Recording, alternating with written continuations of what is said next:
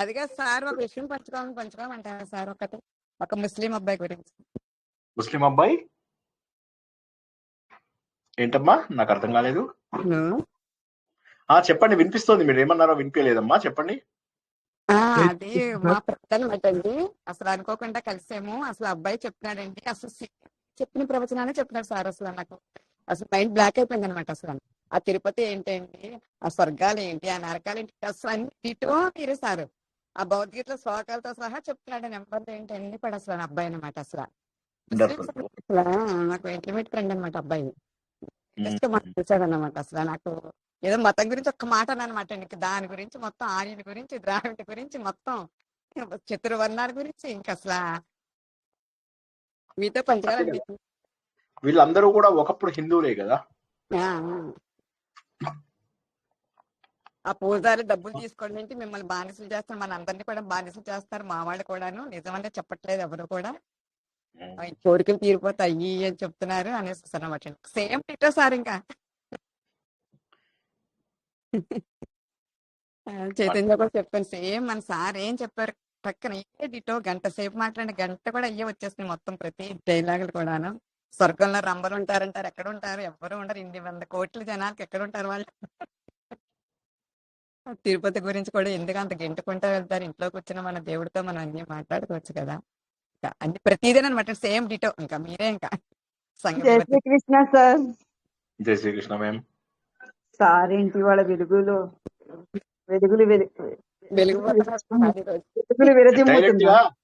Direct గా శాఖ నుంచి వచ్చేసాను. ఇవాళ శాఖ లోపల 2వ గ్రూప్ పూజోత్సవం ఉంది, రేపు 3వ గ్రూప్ పూజోత్సవం ఉంది, రేపు పొద్దున్న.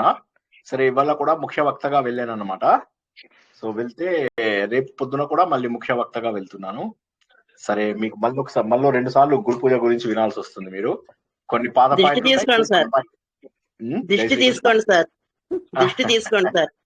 అయ్యో లేదమ్మా, మాకు పెద్దన్న సార్ ఇవాళ మీ ప్రార్థనా శ్లోకం కూడా కొంచెం నేర్పారు. మేము కూడా ఆర్ఎస్ఎస్ సభ్యులం అని చెప్పారు సార్ మమ్మల్ని. అవును, ఆయన ఆర్ఎస్ఎస్ లో నాకంటే కూడా సీనియర్. ఆ శ్లోకం నేర్పారు. నేను అడిగాను సార్ పాడారు ఇలాగా మాకు నేర్పచ్చు కదా సార్ అంటే 4 నెలలు నేర్పారు పొద్దున్న.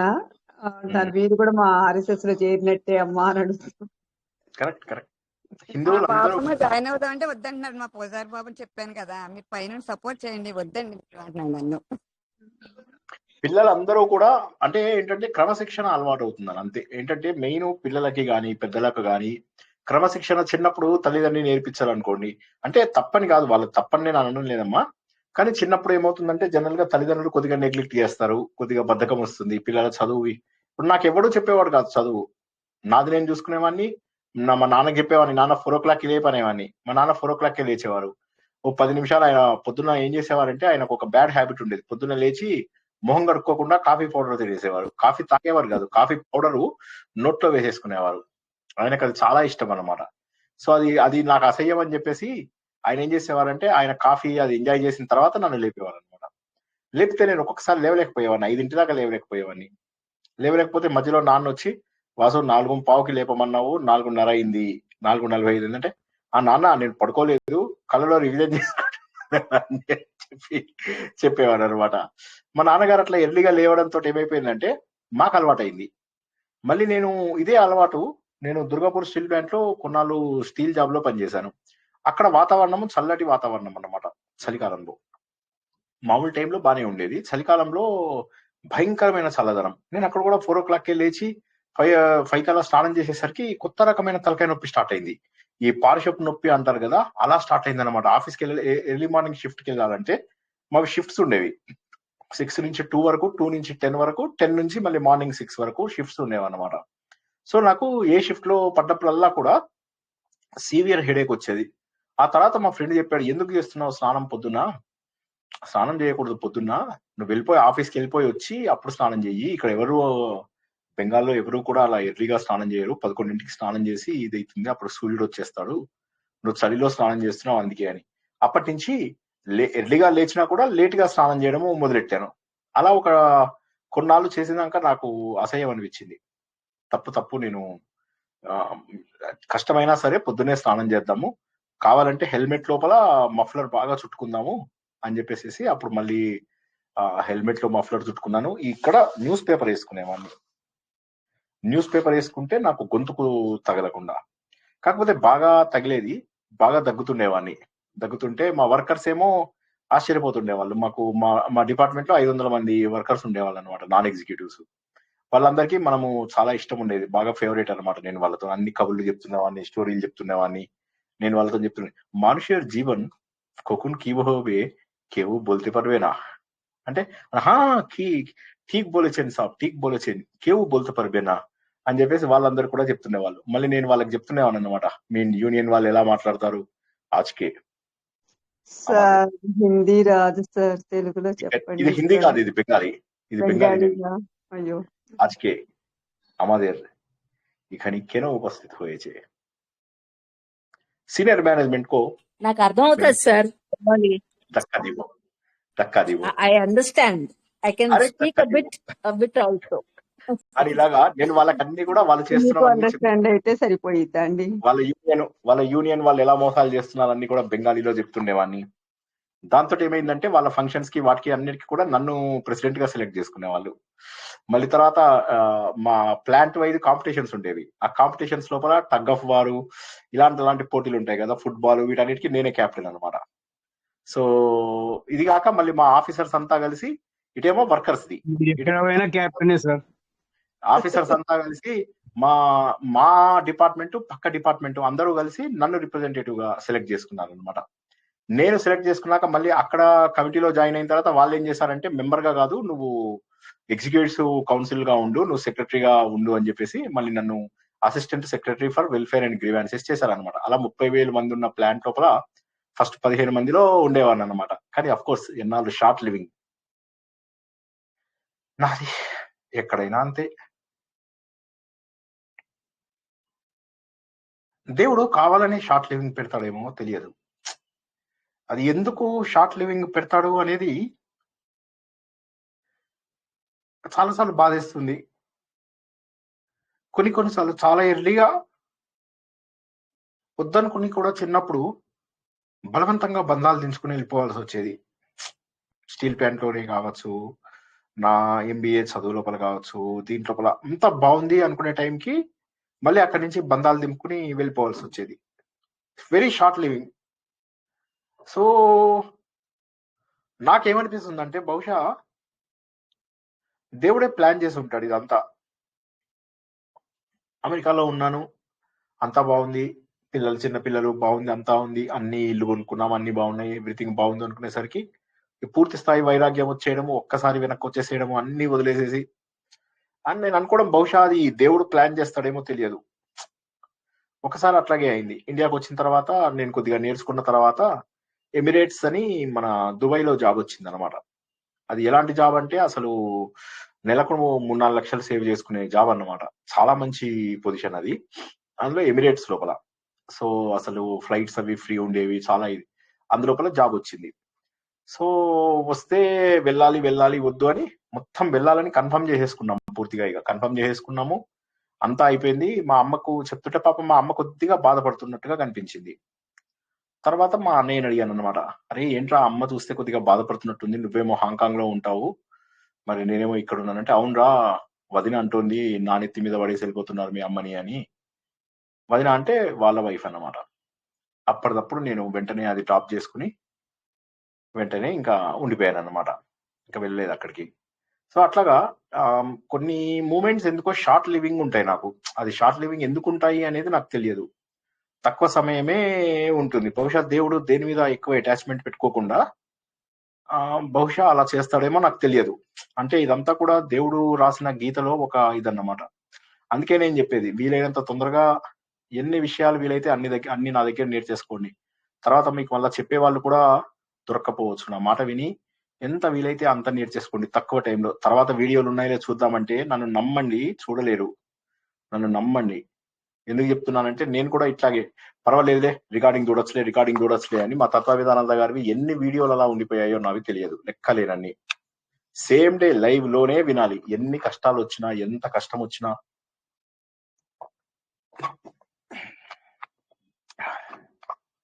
లైవ్ లోనే వినాలి. విన్నాక రాత్రి ఇంకో 2 సార్లు 3 సార్లు విని పడుకోవాలి. మళ్ళీ నెక్స్ట్ ఉన్న బస్ పోతుంది. మీకు తెలివైన వాళ్ళు అంత శాంతమ చింత వైభవం ఓకే మహా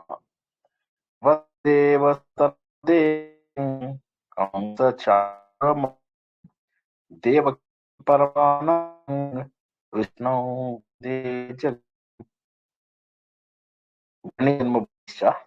సకాదపి గరీ భక్తులకు ఆత్మస్వరూపులకు సత్పనిషులకు స్వాగతం సుస్వాగతం.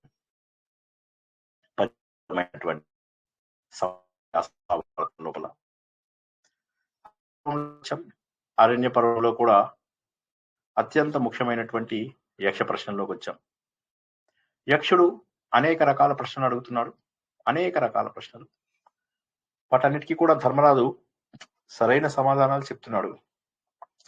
2 ప్రశ్నల కింద యక్షుడు సంతోషపడ్డాడు. సరేలే కాసిన నీళ్లు తాగిప్పుడు అని చెప్పేసి చెప్పడం జరుగుతుంది. అప్పుడు ధర్మరాజు నీళ్లు తాగి మళ్ళీ మరింత శక్తితో జవాబులు చెప్తున్నాడు. ధర్మం ఆచరించే వాడికి ధర్మం గురించిన ప్రశ్నలా ఆలోచించండి ఒకసారి. ధర్మం తప్ప జీవితంలో మరేది లేదు. ఒక్కసారి ఆడాడు, తప్పో ఒప్పో అది రాజధర్మం. ఆ రోజుల్లో క్షత్రియ ధర్మం.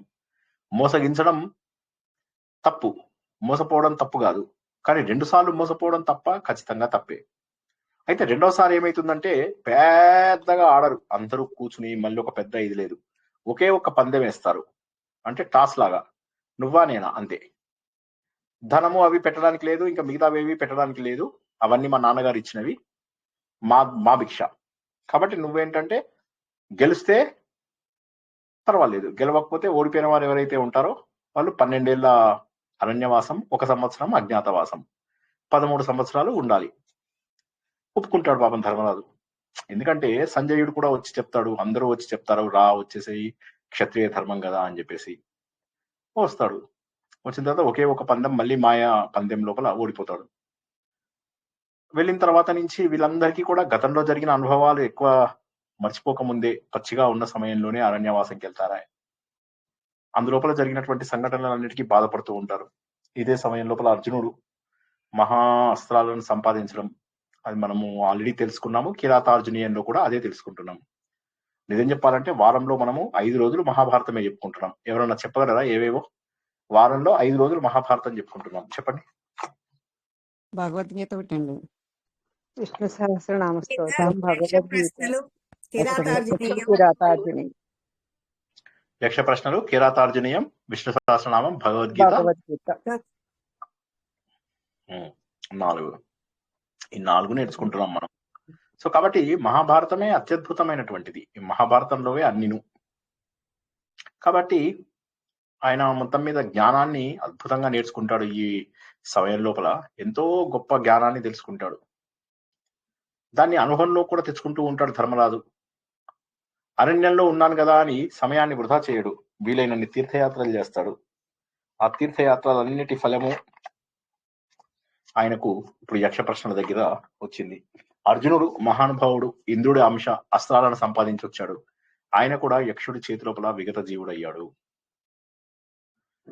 భీముడు ఒక్క చేతితోటే ఎంతో మంది రాక్షసులను చంపగలిగినటువంటి వీరుడు యక్షుని చేతి లోపల విగత జీవుడైనాడు.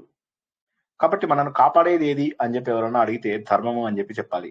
నీ బలం కాదు, నీ పరాక్రమం కాదు, నీ పేరు ప్రతిష్టలు కాదు, నిన్ను కాపాడేది కేవలం నీ ధర్మమే. ధర్మం మాత్రమే నిన్ను కాపాడుతుంది. ధర్మో రక్షతి రక్షిత. ఎవరు కాపాడుతారో వాళ్ళనే కాపాడుతుంది ధర్మం. ధర్మాన్ని కాపాడాలి, అది మనల్ని కాపాడుతుంది. అదే ఇక్కడ మనం ధర్మరాజు విషయం లోపల తెలుసుకుంటున్నాం. గత వారము నీళ్లు తాగమని చెప్పేసి అన్నాడు.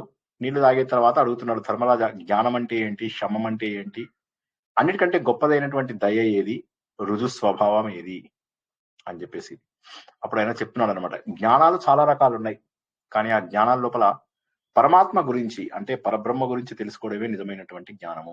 ఎన్నో రకాల జ్ఞానాలు ఉన్నాయి. ఎలా పారాయణం చేయాలి, ఎలా వ్రతం చేయాలి, ఎలా నోము చేయాలి, ఇవన్నీ కూడా జ్ఞానాలే. ఎలా వంట చేయాలి కూడా జ్ఞానమే. జ్ఞానం అంటే తెలుసుకోవడం. కాబట్టి ఇవన్నీ కూడా జ్ఞానాలే. కానీ వీటన్నిటిలోకి గొప్పదైనటువంటిది పరమాత్మ గురించి తెలుసుకోవాల్సినది. ఎందుకంటే పరమాత్మ గురించిది అన్వేషణ ఎప్పుడైతే నువ్వు మొదలెడతావో అందులోపల నీ గురించి నువ్వు తెలుసుకోవడం అనేటటువంటిది సంభవిస్తుంది. కాబట్టి పరమాత్మ అన్వేషణ లోపల జీవితాన్ని గడపాలి. కాబట్టి నిజమైనటువంటి జ్ఞానం ఏదయ్యా అంటే ఆత్మజ్ఞానం మాత్రమే. ఎందుకంటే ఒకసారి ఆత్మజ్ఞానం తెలిసిన తర్వాత మరి ఇక తెలుసుకోవాల్సినటువంటిది ఏది మిగలదు. మనం ఏం చేస్తున్నాము? వస్తువుల పైన ధ్యాస పెడుతున్నాము. అప్పుడు ఒక్కొక్క వస్తువు యొక్క జ్ఞానము తెలుస్తుంది. అలా కొన్ని కోట్లాది వస్తువులు ఉన్నాయి. ఎంత జ్ఞానాన్ని సంపాదిస్తాం? దాదాపు ఒక వ్యక్తి జీవితంలో అసంభవము. నేను బయాలజీ నేర్చుకుంటే మ్యాథమెటిక్స్ రాదు, మ్యాథమెటిక్స్ నేర్చుకుంటే హిస్టరీ రాదు, ఒకటి నేర్చుకుంటే ఇంకొకటి నేర్చుకునే అవకాశమే లేదు. కానీ ఆత్మ జ్ఞానం తెలుసుకున్నప్పుడు వీటన్నిటికీ సంబంధించినటువంటి జ్ఞానం వస్తుంది. ఇది తెలుసుకుంటే ఇక మరీ తెలుసుకోవాల్సినటువంటిది అంటూ ఏది ఉండదు. అటువంటి సమయంలోనే నీకు శమము కలుగుతుంది. శమము అంటే మనస్సు కూర్చేటటువంటి ప్రశాంతత. ఈ మనస్సు ఇంద్రియాల పైన విజయాన్ని దమము అని చెప్పి తెలుసుకున్నాము. ఈ మనస్సు కనుక ప్రశాంతంగా నిలకడగా ఉండడం ఏమైతే ఉంటుందో, మనస్సు లోపల ప్రశాంతత ఉండడం ఏదైతే ఉంటుందో దానిని శమము లేదా శాంతము అంటాము. దమమునేమంటాము? దాంతము అంటాము. దాంతము శాంతము. కాబట్టి శమము అనేటటువంటిది ఏదైతే ఉందో, ఎప్పుడైతే నీకు మనస్సులో శాంతి ఏదైతే ఉందో అప్పుడు నువ్వు అందరిపైన కూడా గొప్ప దయను చూపిస్తావు. అందరూ బాగుండాలి. సర్వే భవంతి సుఖినః సర్వే సంతు నిరామయ అంటే అందరి యొక్క సుఖాలు కోరుకోవడమే. ఎప్పుడైతే నీ మనస్సు శాంతిగా ఉంటుందో అందరి సుఖాలను కోరుకుంటావు. కాబట్టి యక్షుడు అడిగిన దానికి జవాబు, అన్నిటికంటే గొప్ప దయ ఏది అంటే సమస్త ప్రాణుల యొక్క సుఖాన్ని చూసుకోవడమే. మరి రుజు స్వభావం అంటే ఏంటి? రుజు స్వభావం అంటే స్ట్రైట్ ఫార్వర్డ్ బిహేవియర్, ధర్మము ఉన్నటువంటి లక్షణము. అది పరిస్థితులను బట్టి మారదు. ధర్మం అనేటటువంటిది ఏదైతే ఉందో అది పరిస్థితులను బట్టి మారదు. కాబట్టి నీ చిత్తం ఏదైతే ఉంటుందో అది ఎటువంటి పరిస్థితుల్లో అయినా కూడా ధర్మమునే కోరుకుంటుంది. అదే రుజు స్వభావము అని చెప్పేసి గత వారం మనం తెలుసుకున్నాం. యక్షుడు చాలా సంతోషించాడు. సంతోషించి మరిన్ని ప్రశ్నలు అడుగుతున్నాడు. ఇవన్నీ కూడా మన నిత్య జీవితంలో, లౌకిక జీవితంలో నైతిక విలువలను పెంచేటటువంటి ప్రశ్నలు. తర్వాత వచ్చినటువంటిది కహ శత్రు దుర్జయ. కహ శత్రు దుర్జయ పుంసాం కశ్చ వ్యాధిరనంతకః కీదృశశ్చ స్మృతః సాధుః అసాధుః కీదృశః స్మృతః. దుర్జయుడు అంటే ఎవరు? ఎవరు దుర్జయుడు అంటే జయింపలేనటువంటి వాడు ఎవడు? జయించలేనటువంటి శత్రువు ఎవరు? కహ ఎవరు? శత్రువు దుర్జయ. ఏ శత్రువుని నువ్వు ఎప్పటికీ జయించలేనటువంటి వాడున్నాడు. నువ్వు ఎప్పటికీ జయించలేవు. గెలుపుని సాధించలేనటువంటి శత్రువు ఎవడు? నీకు శత్రువు ఉన్నాడు, వాడి మీద ఎప్పుడు గెలుద్దాం అనుకున్నా కూడా నువ్వు గెలవలేకపోతున్నావు. అతనెవడు? పుంసాం అని పుంసాం అంటే ఇది లోపల. కశ్చ వ్యాధి అనంతకః అంటే అంతులేనటువంటి వ్యాధి ఏది? ఏ వ్యాధి అంతులేనిది? దానికి మందులు ఇస్తే సరిపోదు. మాయరోగం సార్, మాయరోగం, వీళ్ళ మీద వాళ్ళ మీద నేరాలు చెప్పడము, ఇవన్నీ మాయరోగం. అది అంతులేని రోగం. కీదృశ్చ స్మృతః సాధుః. సాధువు అంటే ఎలాంటి వాళ్ళని సాధువులు అని చెప్పేసి అంటారు. కీదృశం ఏమిటి వాళ్ళ లక్షణాలు ఏంటి? కీదృశ ఏమేమి ఉంటాయి వాళ్ళ లక్షణాలు? ఎవరెవరు లక్షణాలు? అసాధుః కీదృశః స్మృతః. అసాధుః అంటే చెడ్డవాడు. సాధువు అంటే మంచివాడు అయినప్పుడు, అసాధువు అంటే చెడ్డవాడు. అంటే మంచి వాళ్ళ లక్షణాలు ఏంటి, చెడ్డవాళ్ళ లక్షణాలు ఏంటి? మంచివాడు ఎవరు, చెడ్డవారు ఎవరు అంటే ముందేమంటాడు? ఏ శత్రువు ఉన్నాడు వాడిపైన ఎప్పటికీ నువ్వు గెలుపు సాధించలేవు, మొదటి ప్రశ్న. రెండవది ఏంటంటే అంతులేని రోగం ఏది? ఎప్పటికీ కూడా నివారించలేనటువంటి రోగం ఏది? సజ్జనుడెవడు, దుర్జనుడెవరు అని చెప్పేసి అడిగాడు. ప్రశ్న అనుమానం ఉన్న వాళ్ళు ఒకసారి అడగండి. సార్ చెప్పండి సార్. ఆయన ఏమంటున్నాడు? అన్నిటికంటే కూడా ఒక్కసారి ప్రశ్న చూసుకొని అండి. కీ శత్రు దుర్జయ. ఏ శత్రువుని నువ్వు జయించలేవు అంటే ఒక శత్రువు ఉన్నాడు, వాడిని జయించాలని వెళ్తున్నావు కానీ జయించలేకపోతున్నావు.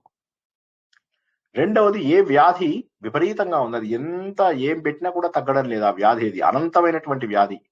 అంతులేనటువంటి అంతు చిక్కనటువంటి వ్యాధి ఏదైనా ఉందా? మూడోది సాధువు ఎవరు, అసాధువు ఎవరు? సాధు అంటే మంచివాడు, అసాధువు అంటే చెడ్డవాడు. సాధు వ్యక్తి అంటారు కదా, సాధు వ్యక్తి, అసాధు వ్యక్తి. మంచి వ్యక్తి ఎవరు, చెడ్డ వ్యక్తి ఎవరు, దుర్జనుడు ఎవరు, సజ్జనుడు ఎవరు అని చెప్పేసి అడుగుతాడనమాట. అడగగానే ఈయన ఎక్కువ తడుముకోడు. మన ధర్మరాజు దగ్గర ఉన్నటువంటిది ఏంటంటే ఆయన దగ్గర జవాబులు అలా ఉన్నాయి, విపరీతమైనటువంటి జవాబులు. ఆయనకి జవాబులకు కష్టమా? ఆయనకు జవాబులే విధమైనటువంటి కష్టం లేదు. ఆయనకు అన్నిటికీ జవాబులు తెలుసు. ఆయన నవ్వుతున్నాడు.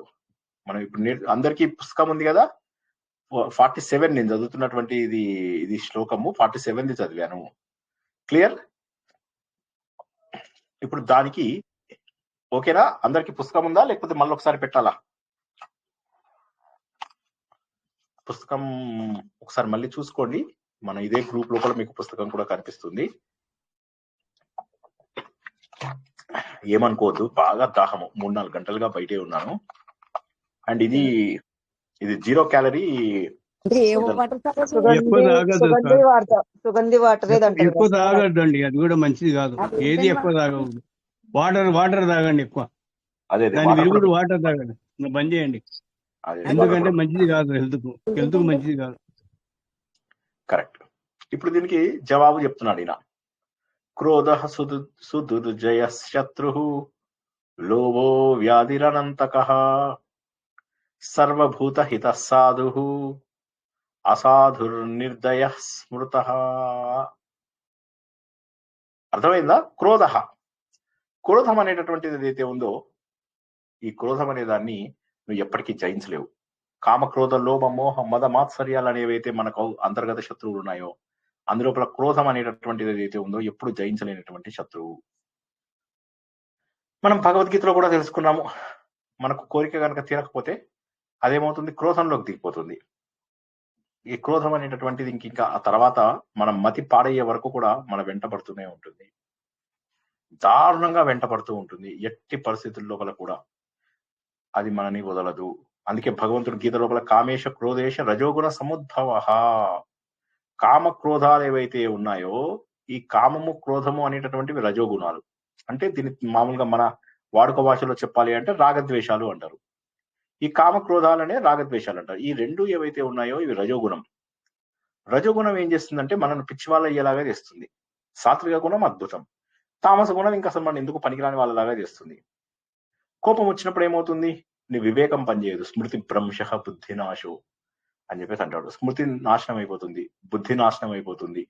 అప్పుడు ఏమవుతుంది? నీ వివేకం పోతుంది. వివేకం అంటే ఏది సరైనటువంటిది, ఏది సరైనటువంటిది కాదు అనేటటువంటిది. దానివల్ల ఏమవుతాయి? నువ్వు కావాలనుకున్న సంబంధాలు కూడా తెగిపోతాయి.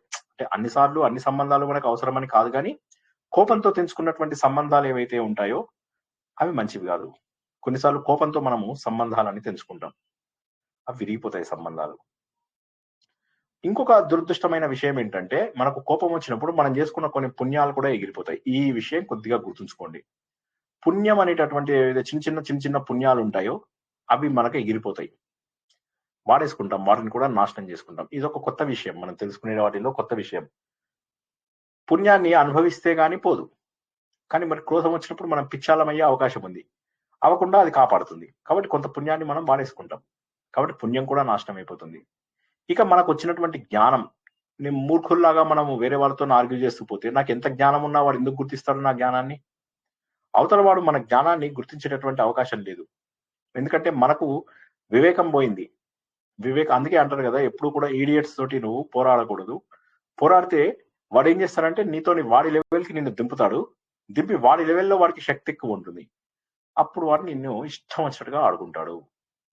అప్పుడు ఏమవుతుంది? నువ్వు ఈడియట్ తో పోరాడి వాడి లెవెల్కి దిగాలి. దిగిన తర్వాత వాడిని ఆ లెవెల్లో పోరాడేటటువంటి శక్తి ఉండదు నీకు. నీ జ్ఞానం అంతా కప్పుబడిపోయింది, నీ విలువలన్నీ కూడా పూర్తిగా ఎగిరిపోతాయి. కాబట్టి ఈ భగవద్గీతలో చెప్పినట్టుగా ఈ రజోగుణంతో వచ్చినటువంటి కామక్రోధాలు ఏవైతే ఉంటాయో, రాగద్వేషాలు, ఇవి చాలా డేంజరస్. నువ్వు ఇంకా చెప్పాలంటే బయట శత్రువులను జయించడం ఎంతో కొంత ఈజీ, కానీ ఈ అంతరంగమైనటువంటి దాన్ని పోగొట్టుకోవడం చాలా చాలా కష్టము. అంతరంగ శత్రువుని పోగొట్టుకోవడం చాలా కష్టము. మూర్ఖునితో వాదింపకూడదు అంటారు కదా సార్.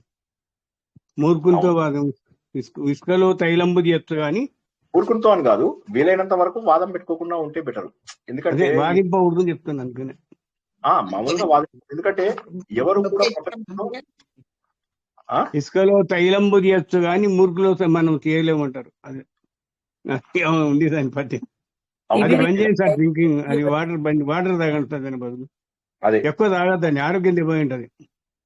అదే మనకు ముందే ఎప్పుడు మళ్ళీ ఇప్పుడు చెప్తారు. మూర్ఖులతోనే కాదు ఎవరితోని కూడా ఆర్గ్యూ చేయడం అనేది అంత మంచిది కాదు.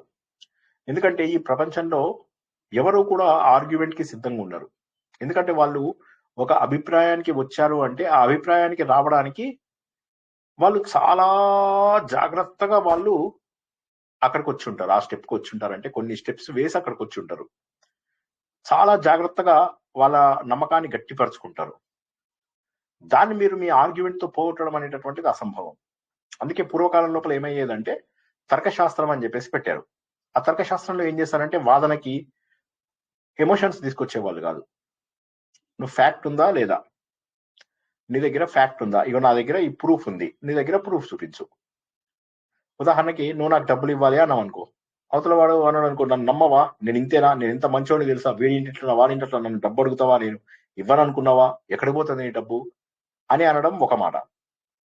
కానీ ఓకే నువ్వు డబ్బు ఇచ్చావు, ఇగో నా దగ్గర ఈ ఇది ఉంది, ఇగో ఇది నేను ఇప్పుడు ఇవ్వగలను, ఇది నేను ఇవ్వలేను, ఇన్ని రోజుల సమయం ఇవ్వు అని మాట్లాడడం. ఈ రెండిట్లో ఏది కరెక్ట్ అండి? హలో, మొదటి పద్ధతి కరెక్టా, రెండవ పద్ధతి కరెక్టా? రెండో పద్ధతి కరెక్ట్ సార్. రెండోది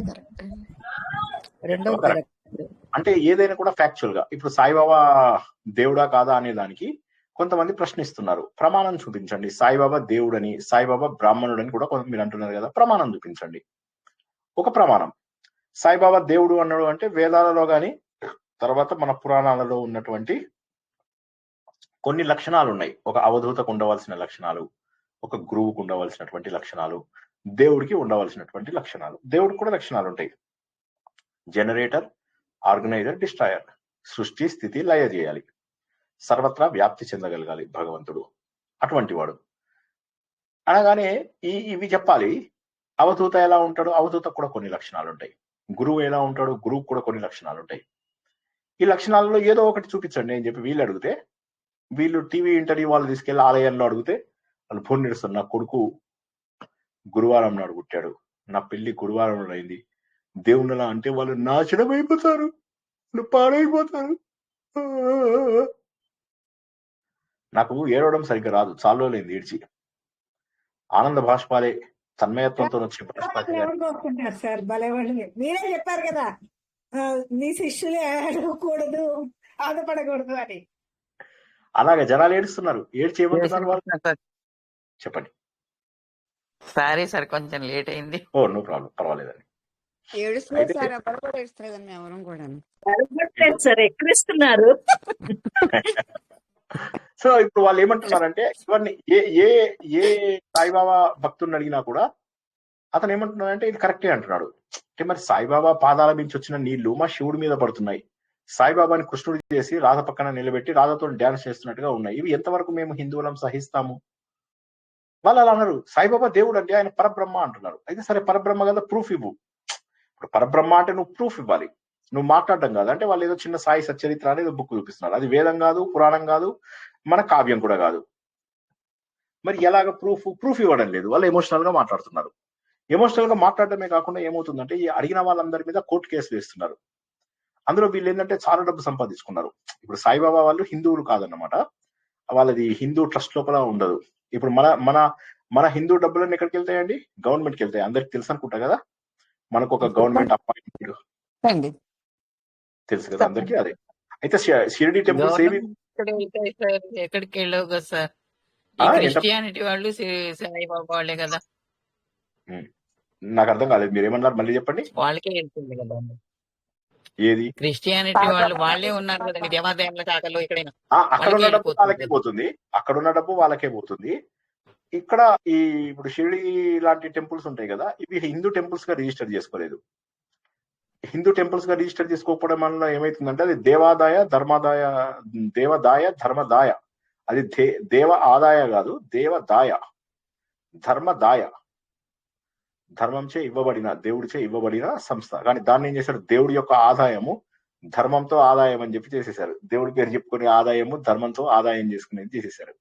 చేసేసి ఏం చేస్తున్నారు, ఇప్పుడు షిరిడి ఏ సాయిబాబా టెంపుల్ కూడా మీకు గవర్నమెంట్కి వెళ్ళవు డబ్బులు.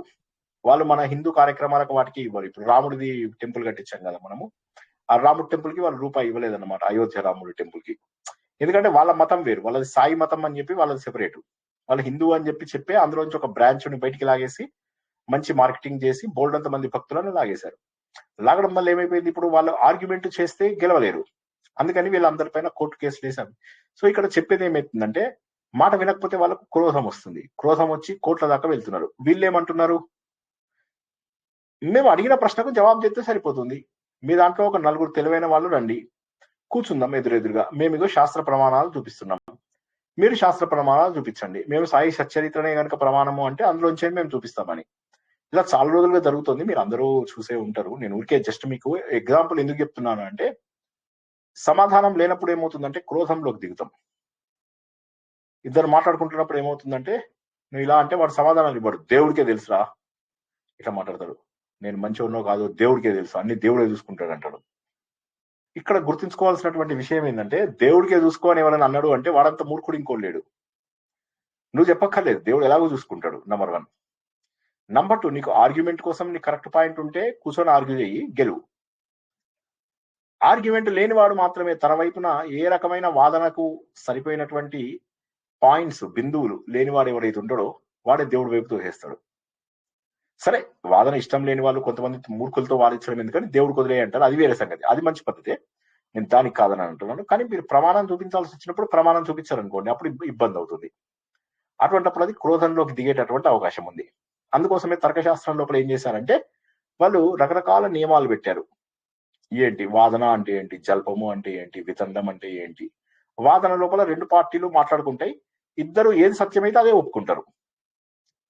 నెక్స్ట్ జల్పం అంటే నా పాయింట్ అని నేను బలంగా నమ్ముతున్నాను, మీరు ఎంత చెప్పినా కూడా నాకు నా పాయింటే కరెక్ట్ అనిపిస్తుంది,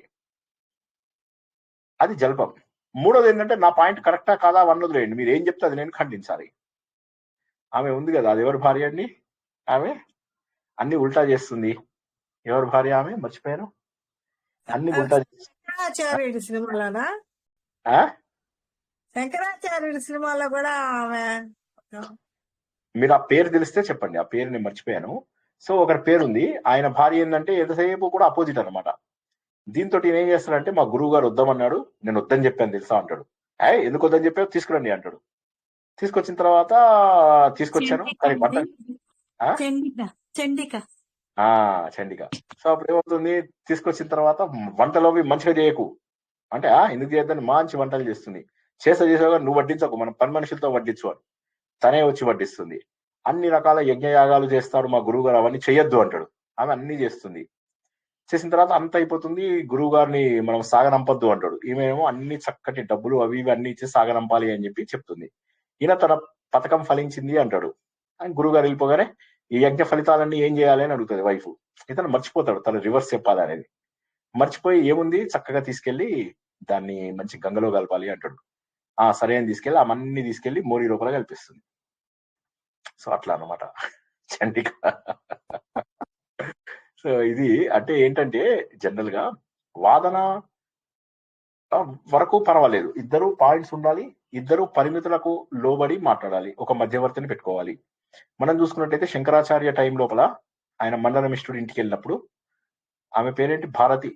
ఏం భారతి, అభినవ భారత ఏదో ఉంటుంది ఆమె, ఉమాభారతేనా, నాకు కూడా ఉమాభారతనే వచ్చింది నోటుకు, కానీ మళ్ళీ ఉమాభారత అంటే ఆమె బీజేపీ పార్టీ ఆమె కదా అని కన్ఫ్యూజ్ అవుతున్నా. సరే పోనీ ఉమాభారతే అనుకుందాం ప్రస్తుతానికి. ఆవిడని మధ్య లోపల పెట్టి ఇద్దరు కలిసి వాదించుకుంటారు.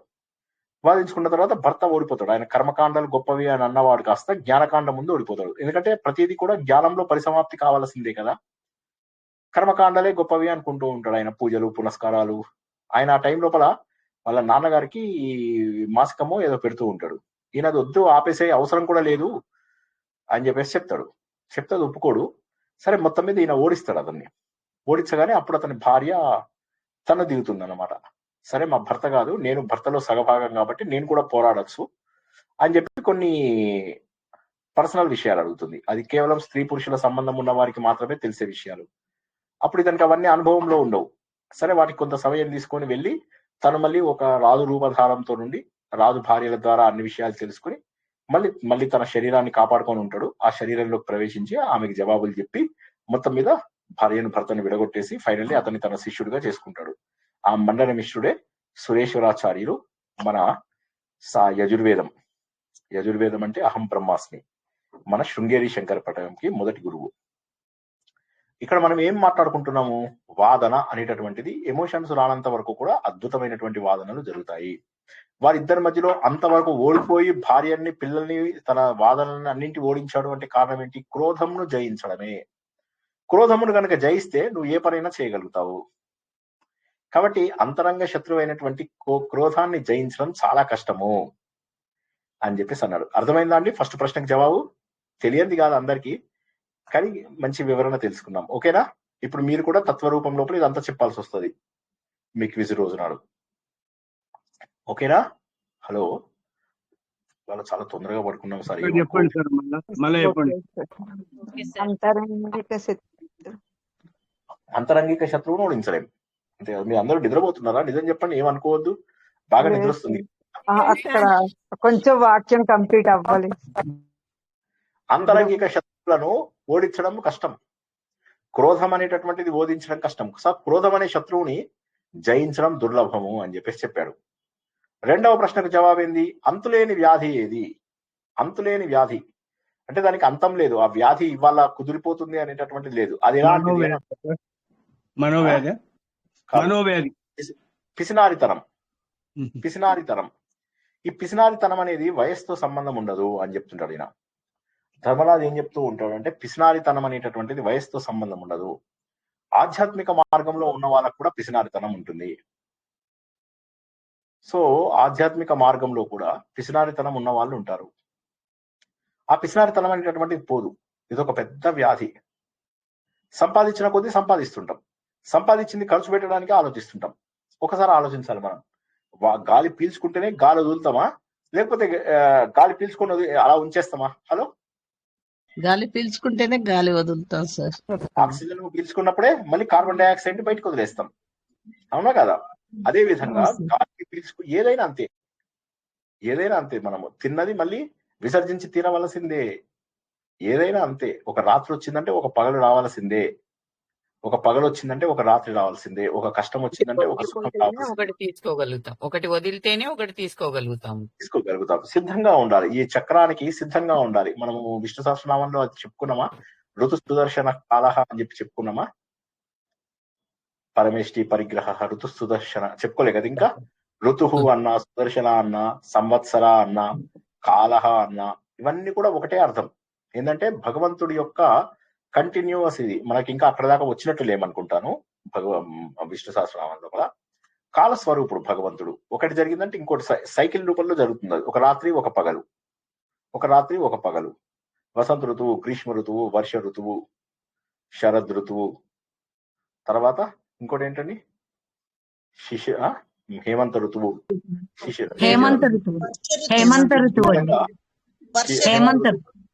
చెప్పాను. హేమంత ఋతువు చెప్పాను, శిశిర ఋతువు కూడా చెప్పేశాను. చెప్పాను. వసంత ఋతువు, గ్రీష్మ ఋతువు, వర్ష ఋతువు, శరద్ ఋతువు, హేమంత ఋతువు, శిశిర ఋతువు. ఈ 6 ఋతువులు మళ్ళీ వచ్చాక మళ్ళీ మరొక ఋతువు రావాల్సిందే. అందుకే భగవంతుని ఋతువు అని చెప్పేసి పేరుతో పిలుస్తాం. సంవత్సర అందరూ తన లోపల ఉండేటటువంటి వాడు. అంటే సంవత్సర ఏదైతే ఉంటుందో సంవత్సర కాలం మళ్ళీ అదే వెళ్తుంది, మళ్ళీ అవే రిపీట్ అవుతూ ఉంటాయి. సో కాబట్టి రిపీట్ అవ్వడం అనేటటువంటిది జరుగుతూనే ఉంటుంది. గాలి వదిలితే కానీ గాలి పీల్చుకోలేం. కానీ ఏమవుతుందంటే పిసినారుడు కూడబెడుతూ ఉంటారు. వాళ్ళకి ఎంత పిసినారితనం ఉంటుంది అంటే ఆ పిసినారితనాన్ని వాళ్ళు వదులుకోవడానికి ఇష్టపడరు. ఎందుకంటే వాళ్ళకి ఏదో బాధ. ఒక రూపాయి ఖర్చు పెట్టాలి అంటే ఎంతో బాధపడిపోతూ ఉంటారు. సంపాదించాను కదా, సంపాదనకు తగ్గటువంటి ఖర్చులు చేద్దామని లేదు.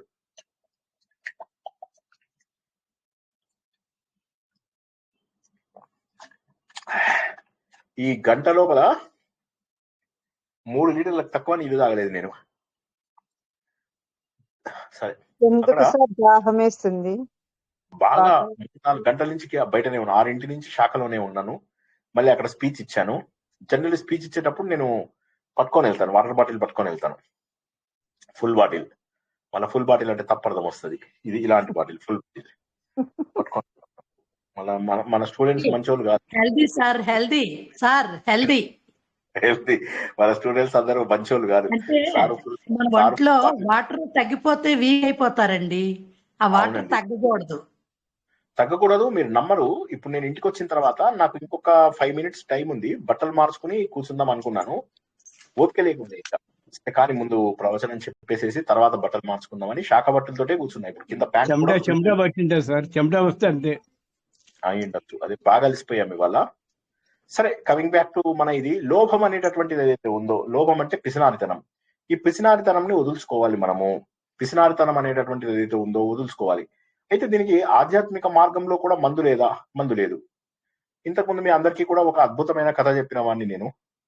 అందులో ఏంటంటే, ఒక పిసినిగొట్టు వ్యక్తి ఉంటాడు, అతనికి ఒక దుకాణం ఉంటుంది. అయితే ఆ దుకాణంలో వస్తువులతోని దేవుణ్ణి పూజించాలంటే అతను బాధపడుతూ ఉంటాడు, ఇవన్నీ ఎందుకు దేవుడికి ఇవన్నీ అని. సరే, ఇంతలోకి అక్కడికి ఒక స్వామీజీ వస్తాడు. రాగానే, నేను ధార్మికుడనే స్వామి, కానీ ఏంటంటే ఇవన్నీ పెట్టాలంటే నాకు ఖర్చు పెట్టలేకపోతున్నాను అంటాడు. సరేనయ్యా, నీ చేసే పూజనంతా మానసికంగా చెయ్యి అంటాడు. ఏమేం చేయాలంటే చెప్తాడు, ఇట్లా ధూప దీప నైవేద్యాలు అన్ని చెప్తాడు అనమాట. చెప్పగానే అద్భుతంగా మనసు లోపల చేస్తూ ఉంటాడు. చేసి చేసి ఏ స్టేజ్కి వెళ్ళిపోతాడంటే దేవుణ్ణి పట్టేసుకుంటాడు. ఇంకా అంతే, అంత స్థాయికి వెళ్ళిపోతాడు కొన్నేళ్ల లోపల. వెళ్ళిపోయిన తర్వాత చివరికి ఏమవుతుంది, ఒక రోజు ఆ ఆలోచనలోనే మానసికంగానే దీపం వెలిగిస్తూ ఉంటాడు. అందులో ఒక నూనె బిందువు ఎక్కువ పడుతుంది, ఒక నూనె చుక్క ఎక్కువ పడుతుంది అనమాట. పడని హా అని చెప్పి గింజుకుంటాడు. అప్పుడు బుధ మీద చేయబడుతుంది అనమాట. ఏమైతుంది దేవయ్యా, ఒక్కటే బిందువు కదా అని. అంటే అప్పటికే అతను మహాభక్తుడు అయిపోతాడు. కానీ పిసినారితనం అనేటటువంటిది ఏదైతుందో దీనికి ముగింపు లేదు. ఈ మాట మన ప్రవచనకర్తలు చాలా చెప్తారు. ఎందుకు చెప్తారో తెలుసా? వాళ్ళ ముందు ఒక పర్సు పెట్టుకుంటారు, ఒక పల్లెం పెట్టుకుంటారు. ఆ పల్లెం లోపల మీరు పైసలు వేయాలి. అప్పుడు మీకు ఒక పాట పాడతారు అనమాట. అక్కడ వాళ్ళ అనుచరులు ఉంటారు. వాళ్ళ అనుచరులు పాట పాడతారు. నీ దానం నీ ధర్మం నిరుపేదల జీవాధారం, నీ దానం అని చెప్పేసి పాట పాడతాడు. పాడి దానం ఎంత గొప్పది అని చెప్పి ప్రవచనకర్త చెప్తూ ఇలాంటి కథలు చెప్తాడు. నువ్వు లోభం అనుకోవాలి అవి కానీ. అప్పుడు మనం ఏం చేస్తాం, చచ్చినట్టు డబ్బందులో వేస్తే వెళ్తాం, ఇష్టం లేకపోయినా. అలా కాకుండా ఇక్కడ చెప్తున్నది ఏంటి అయ్యా అంటే, అనవసరమైన విషయాల లోపల సంపాదించిన కొద్దీ సంపాదించాల్సిన సరే, కానీ తృప్తి పడాలి, ఎక్కడో ఒక చోట తృప్తి పడాలి. చాలా మంది ఎంత సంపాదిస్తుంటారంటే వాళ్ళ ఉద్యోగంలో లీవ్ పెట్టరు, బయట వెళ్ళరు. ఇప్పుడు డాక్టర్స్ లో కొంతమంది, మాకు తెలిసిన కొంతమంది డాక్టర్స్ ఉన్నారు. నా ఫ్రెండ్ కాదు, నా ఫ్రెండ్ మంచోడు. ఇంకా కొంతమంది వాళ్ళు ఎలా డబ్బు సంపాదిస్తారంటే, ఒక రోజు కనుక నేను వెకేషన్కి వెళ్తే ఎంత డబ్బు లాస్ అవుతుందో చూస్తాడు. అతను జాయింట్ పెయిన్స్ ఇదన్నమాట, వాళ్ళని ఏమంటారు, ఆర్థో అన్నమాట అతను. అయితే ఆర్థో కాబట్టి అతను ఏమనుకుంటాడంటే, ఒక రోజు నేను వెళ్తే ఎన్ని వేలు లాస్ అవుతాయని ఆలోచిస్తాడు అతను. సో వెళ్ళాడు, అతను వెకేషన్కి వెళ్ళాడు. అతడికి కాస్త ఒక మెంటలీ రిటార్డెడ్ కూతురు పుట్టింది. తన డబ్బు ఏం చేస్తాడు ఇప్పుడు ఆ పిల్లకి? అంటే ఇక్కడ ఏంటంటే, ఇది అనంతమైనటువంటి వ్యాధి. ఇది ఈ లోభం అనేటటువంటిది, దాన్ని వదులుచుకోవాలి. పెద్ద దృష్టితో ఉండాలి. ఎవరికైనా ఏదైనా ఇవ్వాలి అంటే సంతోషంగా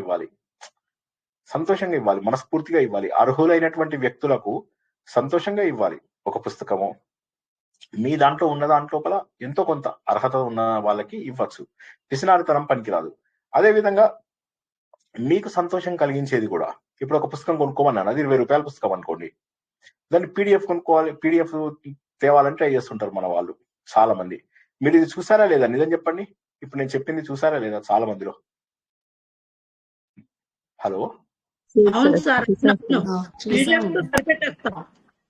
చాలా చెప్పింది 100%. అది కూడా ఏంటి తెలుసా, మీరు 100-200 రూపాయల లోపల ఉన్న పుస్తకాలకు కూడా, ఇప్పుడు అంతకంటే ఎక్కువైన పుస్తకాలు అయితే మనం ఆలోచించవచ్చు. ఉదాహరణకి నేను జ్ఞానేశ్వరి కొనుక్కోమన్నాను. జ్ఞానేశ్వరి 500 రూపాయలు, కానీ అది కొనుక్కోమని ఎందుకన్నాను అంటే, ఇక లైఫ్ లాంగ్ ఉండిపోతుంది అది. అలాంటివి తప్పితే నేను చెప్పే పుస్తకాలన్నీ 20-30 రూపాయలు, 50 రూపాయలు, 100 రూపాయలు, ఇదే రేంజ్వి. కాబట్టి చిన్న వాటిలో మనకి ఎంత అలాంటివి కొనుక్కోవాలి. ఇప్పుడు ఏమన్నా నేను ఇది అడిగానా, ఇంకేదన్నా అడిగానా? ఎన్ని పుస్తకాలు సజెస్ట్ చేస్తున్నానండి నేను, కానీ నా ప్రవచనాలు అంటే ఏ పుస్తకాలు అవసరం లేదు కానీ చెప్తున్నాను. అంటే ఇక్కడ ఉద్దేశం ఏంటంటే, ఆ పెద్ద హృదయం ఉండదు, ఆ చిన్న చిన్న వాటికి కూడా లేఖితనం, గలీజ్ వేషాలు, గలీజ్ ముఖాలు, గలీజ్ వేషాలు, అవి ముందు మనం ఆపుకోవాలి. ఆ లోభం అనేటటువంటిది ఎప్పటికీ పోదు.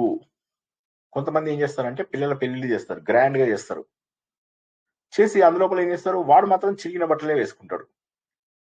వేరే వాళ్ళు చూడాలని కాదు అతని ఉద్దేశం, సింపతి కోసం వేసుకోడు. మళ్ళీ నాకు కూడా ఎందుకు కొనుక్కోవడం అని చెప్పి, వాడి దగ్గర ఉంది, డబ్బు ఉంది, కొనుక్కోగలడు, కానీ ఎందుకులే చిరిగిన డబ్బే వేసుకుందాం అని చెప్పి. లోభం, అవసరానికి తగ్గటువంటివి వేసుకోవడంలో తప్పు లేదు కదా. లేదు అతను ఆధ్యాత్మికంగా ఎదిగిపోయాడు, అది వేరే సంగతి, వదిలేయండి. అతను అప్పుడు ఏ వేసుకున్నా ఏ వేసుకోకపోయినా ఎవరు అడగడు. ఇప్పుడు రమణ మహర్షిని ఎవరు అడిగారు, తర్వాత ఈయనని మన వేమారెడ్డిని ఎవరేమన్నారు. ఇప్పుడు మనకు ఒక నగ్నముని ఉన్నాడు, ఆయన అయితే అసలు ఏం వేసుకోడు. సో మరి ఆయనని ఎందుకు అన్నారు. సో వీళ్ళని ఎవరేం అడగరు, ఎందుకంటే వాళ్ళు ఆ స్థాయికి వెళ్ళిపోయారు, వాళ్ళ శరీరం అనే భ్రమ వెళ్ళిపోయిన వాళ్ళని ఏమనరు. కానీ మిగతా వాళ్ళు లోభంగా బతకడం అనేటటువంటిది తప్పు అనేటటువంటి 2 విషయాలు తెలుసుకున్నాం. ఇక మూడోది సాధువు. సాధువు అనగానే రెండో ప్రశ్నలో మొదటి ప్రశ్నలో ఏమన్నా అనుమానాలు ఉన్నాయా? మొదటి ప్రశ్నకు జవాబు ఏంటండి? ఓడించలేని శత్రువు ఎవరు? క్రోధం. తర్వాత ఎప్పటికీ ఉండేటువంటి వ్యాధి లోభం, పిసినారితనం లేదా లోహం, మీ ఇష్టం ఎలా ఉన్నా సరే.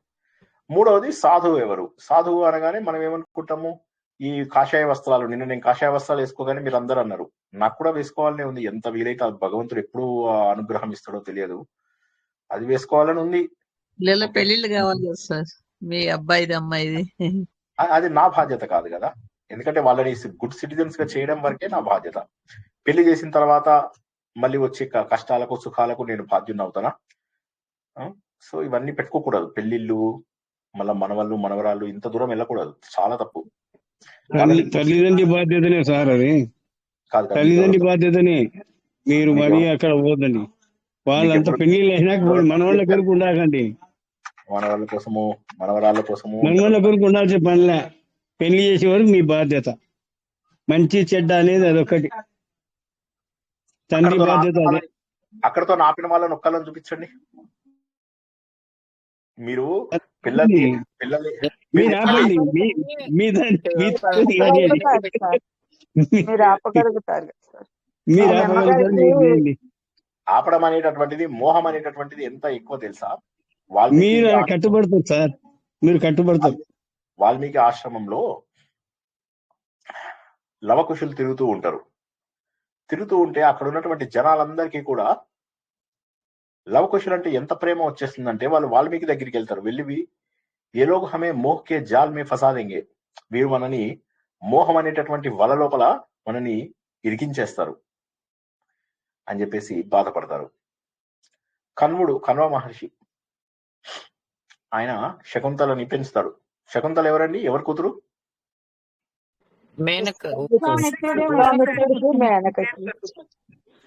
దుష్యంతుడు కూతురు, దుష్యంతుడు భార్య, విశ్వామిత్రుడు మేనక యొక్క భార్య. అయితే ఆమె చిన్నగా ఉంటుంది కాబట్టి ఆమెను పెంచుతాడు, కర్మ మహర్షి పెంచుతాడు. పెంచిన తర్వాత ఆమె ఎలా ఉంటుందంటే, వీళ్ళ ఆశ్రమంలో కలిసిపోయి తన సొంత కూతురు కంటే ఎక్కువగా పెంచుకుంటాడు. పెంచుకున్న తర్వాత ఏమవుతుంది, చాలా అసలు ఆమె పక్షులతోని, వీటితోటి వాటితోటి అన్నిటితోనే ఆడుకుంటూ ఉంటుంది. ఆశ్రమంలో ఉన్నటువంటి మిగతా వాళ్ళతో ఆడుకుంటూ ఉంటుంది. ఆమె అలా అన్ని చోట్ల తిరుగుతూ అందరితో మాట్లాడుతూ ఉంటే వీళ్ళందరూ కూడా మోహంలో ఇరుక్కుపోతారు, ఆశ్రమవాసులు అందరూ కూడా. సరే, కణ్వ మహర్షి లేని సమయం లోపల అక్కడికి మిస్టర్ దుష్యంతుడు, మన మహాభారతానికి మొదలు ఇదే అనమాట. మన మహాభారతంలో మొట్టమొదట్లో తెలుసుకున్నటువంటి కథ ఇది. మనం తెలుసుకుని ఇప్పుడు 60 వారాల నుంచి నేర్చుకుంటున్నాం మహాభారతం, 60-70 వారాలుగా. మొట్టమొదటి భాగంలో తెలుసుకున్నాం శకుంతల దుష్యంతుల కథ. దుష్యంతుడు వచ్చేస్తాడు, ఈమెను చూస్తాడు, చూసి ఈమె బ్యాక్గ్రౌండ్ కనుక్కుంటాడు. ఈమె కూడా రాజు కూతురే, రాజు రక్తం ఉంది ఈమె లోపల అని చెప్పేసి గుర్తిస్తాడు. గుర్తించేసి మా నాన్న వచ్చేదాకా ఆగుదాం అట్లా ఇట్లా అంటే ఏమి లేదని చెప్పి కమిట్ చేయించేసేస్తాడు. చేయించిన తర్వాత ఇంకా నెక్స్ట్ తను వెళ్ళిపోతాడు. వెళ్ళిపోయిన తర్వాత తండ్రి వచ్చిన తర్వాత తండ్రికి చెప్తుంది ఈమె, ఇట్లా మేము మానసికంగానే కాదు అన్ని రకాలుగా కూడా కలిసిపోయామని చెప్పి చెప్తుంది. చెప్పగానే తండ్రి బాధపడతాడు. ఎన్ని రోజులకు రాజు వచ్చి తీసుకెళ్ళిపోతే అప్పుడు తనే పంపిద్దామని చెప్పి ఆశ్రమంలో ఉన్న కొద్దిగా సీనియర్ శిష్యులను నియమించి అందరినీ కలిపి పంపిస్తాడు. ఏమని పంపించినప్పుడు ఆశ్రమంలో 7వని చెట్టు ఉండదు, 7వని నెమళ్ళు ఉండవు, 7వని హంసలు ఉండవు, 7వని చేప పిల్లలు ఉండవు, 7వని లేళ్ళు ఉండవు. అన్ని కూడా ఆమె మొత్తం ఊరు చివరికి వెళ్లే వరకు అలా చూస్తూ ఏడుస్తూ వెనక్కి వస్తాయి. కన్వుడు ఆమెని ఆ ఫేర్వెల్ చెప్పడం వెళ్ళలేడు. ఎందుకంటే ఇక్కడ గుడ్లలో కుక్కుకొని ఏడుస్తూ ఉంటాడు అన్నమాట. కన్నిటిని కుక్కుకొని ఏడుస్తూ ఉంటాడు ఆయన. ఇక్కడ ఏం తెలుసుకుంటున్నామంటే మోహం అనేటటువంటిది చాలా డేంజర్. అది మన పిల్లల కంటే కూడా మన వాళ్ళ మీదకి ఎక్కువ వెళ్తుంది. కాబట్టి ఏంటంటే ప్రతి ఒక్కరూ కూడా సన్యాసం తీసుకోవాలంటే ఇక రేపటి నుంచి నా ప్రవచనం అటెండ్ అవ్వరు అంతే. నాకు తెలుసు మీరు అందరూ ప్లాన్ చేస్తున్నారు, ఇక రేపటి నుంచి లేదు సార్ ప్రవచనం వద్దు, సార్ వాళ్ళని సన్యాసం చేసేటట్టున్నాడు. మానేది లేదండి, పెట్టడం మానేది లేదు. మీరు ఎన్ని రోజులు చెప్తే అన్ని రోజులు మేము 100%. ఇది ఎప్పుడవుతుందని అనుకుంటున్నాం సార్. బోర్ కొట్టట్లేదా ఈ జీవితం? ఒకసారి ఆలోచించండి. విసుగు అనిపించడం లేదా? చెప్పండి సార్. నాకు ఈ 50 ఏళ్ళకే ఏమనిపిస్తుంది, ఏమిటి జీవితం నాళ్ళు ఇంకా అని అనిపిస్తుంటే, ఇంకా అందరికి ఇంకా ఏదో నేను 70 ఏళ్ళు బతకాలి, 60 ఏళ్ళు బతకాలి, ఈ కోరికలు ఏంటి నాకు అర్థం కాదు. అంటే మీ ప్రవచనాలు వింటూ ఉంటే ఇంకా టైం ఉంటే బాగుండు, ఇంకోసారి చెప్తే బాగుండు అని ఉంటుంది సార్. ఇంకా అప్పుడు మాకు ఇప్పుడు హాయిగా ఉంది. ఏమీ తెలియకుండా బతికాం, ఇప్పుడన్నా తెలుసుకోవాలని ఉందండి. సో ఏమంటే జీవితం అనేటటువంటిది ఒక స్టేజ్ దాటిన తర్వాత విసుగు వచ్చేస్తుంది. ఎందుకంటే సత్యాన్వేషణ తప్ప ఇంకేది కూడా ఆనందం అనిపించదు. జీవితంలో అన్ని విసిగే వస్తాయి, బంధాలు విసిగే వస్తాయి, అన్ని విసిగే వస్తాయి. అయితే ఆధ్యాత్మిక జ్ఞానం ఒక్కటే మనని సంతోషంగా నిలబెడుతుంది ఈ జ్ఞాన మార్గంలో. ఈ జ్ఞాన మార్గంలో నిజమైనటువంటి కల్మినేషన్ ఏదైతే ఉందో అది కేవలం కాషాయం మాత్రమే. కేవలం కాషాయంలోనే నిజమైనటువంటి త్యాగం ఉంది, కేవలం కాషాయంలోనే నిజమైనటువంటి పవిత్రత ఉన్నది. కేవలము కాషాయంలో మాత్రమే జ్ఞానానికి అర్హత ఉన్నది, కేవలము కాషాయంలోనే బంధ విముక్తికి అవకాశం ఉన్నది. ఈ సమాజంలో ఉన్నంత వరకు కూడా బంధనాలని తెంచుకోవడం అనేటటువంటిది దాదాపు దుర్లభం. మనం చూస్తున్నాం పెద్ద పెద్ద సన్యాసులు కూడా బంధాలలో పడి ఏమైపోయారు. సరే, ఎనీవే కమింగ్ బ్యాక్ టు మన డిస్కషన్. సో కాబట్టి ఎవరు సాధువు క్వశ్చన్ ఇక్కడ. సాధువు అంటే ఎవరు అనగా సార్ కాషాయం వేసుకున్నాడు సాధువు సార్ కాదు. సర్వభూత హితే రథ భగవద్గీతలో చెప్తాడు. అందరూ సర్వే భవంతి సుఖినః సర్వే సంతు నిరామయా సర్వే భద్రాని పశ్యంతు మా కశ్చిత్ దుఃఖ భాగ్ భవేత్. ఓం శాంతి శాంతి శాంతి. అందరూ సుఖంగా ఉండాలి. సాధువులందరూ ఏ రోగాలు రాకుండా, మంచి వాళ్ళందరికీ ఏ రోగాలు రాకూడదు. సర్వే భద్రాని పశ్యంతు, మంచి మంచి విషయాలే చూడుగాక అందరూ. ఒక్క క్షణం కూడా దుఃఖం రాకుండా ఉండుగాక. దుఃఖం ఎప్పుడు రాదు అంటే కష్టాలు రాకపోవడం అసంభవం. దుఃఖము కష్టములు వచ్చినా కూడా రాకుండా ఉండనటువంటి స్థాయికి వెళ్ళాలి. దుఃఖము మనను బాధ పెట్టినటువంటి స్థాయికి వెళ్ళాలి. ఇవాళ అచ్చం సన్యాసిలాగానే మాట్లాడుతున్నానా? నిజం చెప్పండి. సార్ స్టార్టింగ్ నుంచి అలానే ఉన్నారు. అదే ధ్యాసలో ఉండరు సార్ మీరు. ఇదే మాట్లాడారా సార్ మీరు? అదే ధ్యాసలో ఉండరు. ఇవాళ అదే ఉంది. ఎందుకంటే ఇందాక మళ్ళొకసారి శివాజీ మహారాజ్ కథ చెప్పుకున్నాం. అందులోపల శివాజీ అంత గొప్ప రాజు, 100 మంది సైన్యం కూడా ఉండేవాళ్ళు కాదు. అలాంటిది వేలాది మంది సైన్యం ఉన్నటువంటి రాజులతో పోరాడి గెలిచాడు, రాజ్యాలు సంపాదించాడు. అలాంటిది గురువు వచ్చి, నాది గొంతు వినిపిస్తుందండి? నెట్ ప్రాబ్లం అని శ్రీదేవి గారు చెప్తున్నారు. వినిపిస్తుంది సార్, చాలా మంచిగా ఉంది. సో అయితే సార్ అప్పుడప్పుడు ఇంకా మరి వేరే వాళ్ళకి లేదని ఊరికే ఉన్నాం.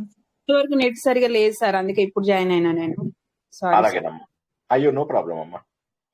సో కాబట్టి మనం ఏంటంటే అద్వేష్ట సర్వభూతానం, ఎవరిని ద్వేషించకుండా, మైత్ర కరుణ ఏవచ.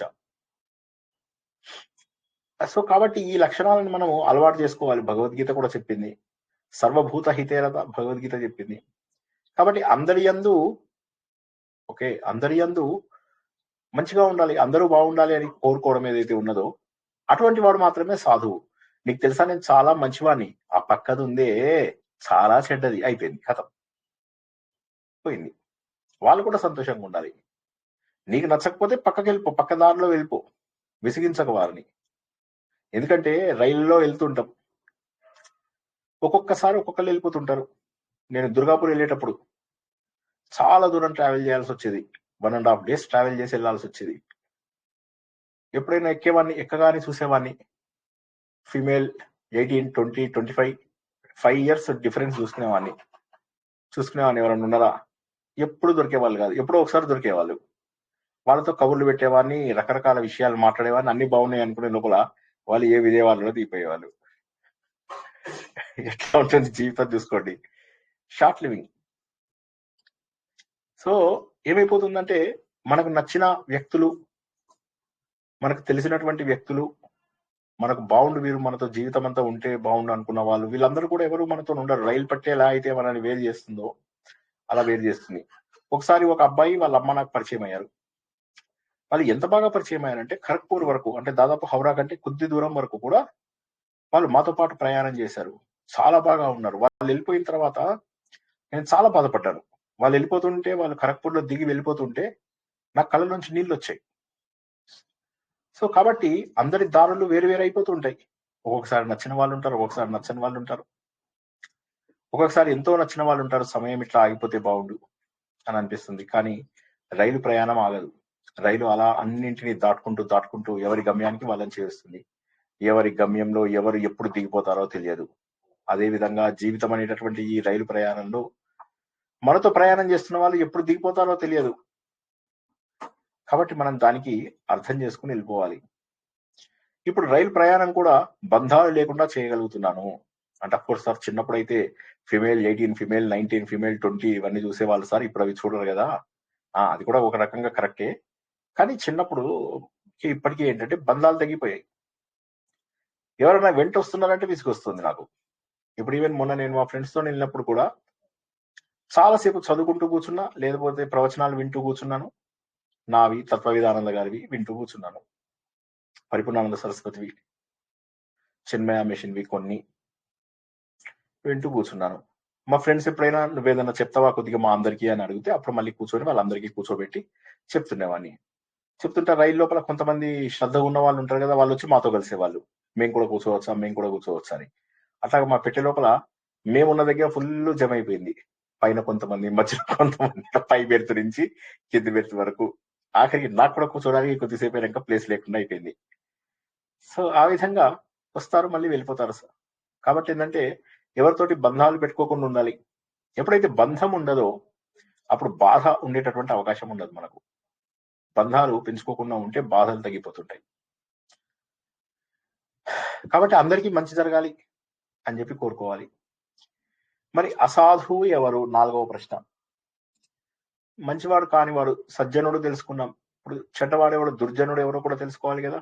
దుర్జనుడు ఎవరు అని అంటే స్వార్థపరుడు, దయలేనటువంటి వాడు, ఇతరుల బాధని గుర్తించలేనటువంటి వాడు ఎవడైతే ఉంటాడో వాడే దుర్జనుడు.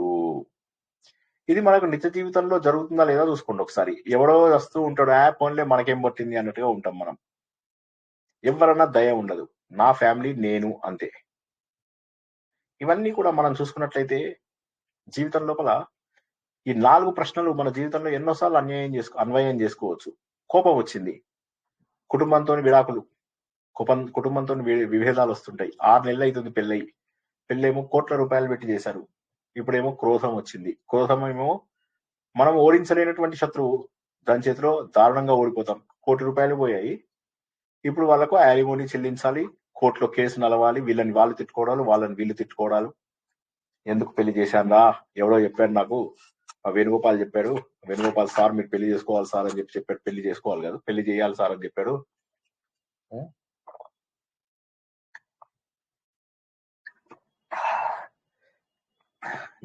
ఆయన చెప్పారు మీ కొడుకు పెళ్లి ఏమని మీరు ఆయన పట్టుకున్నారు.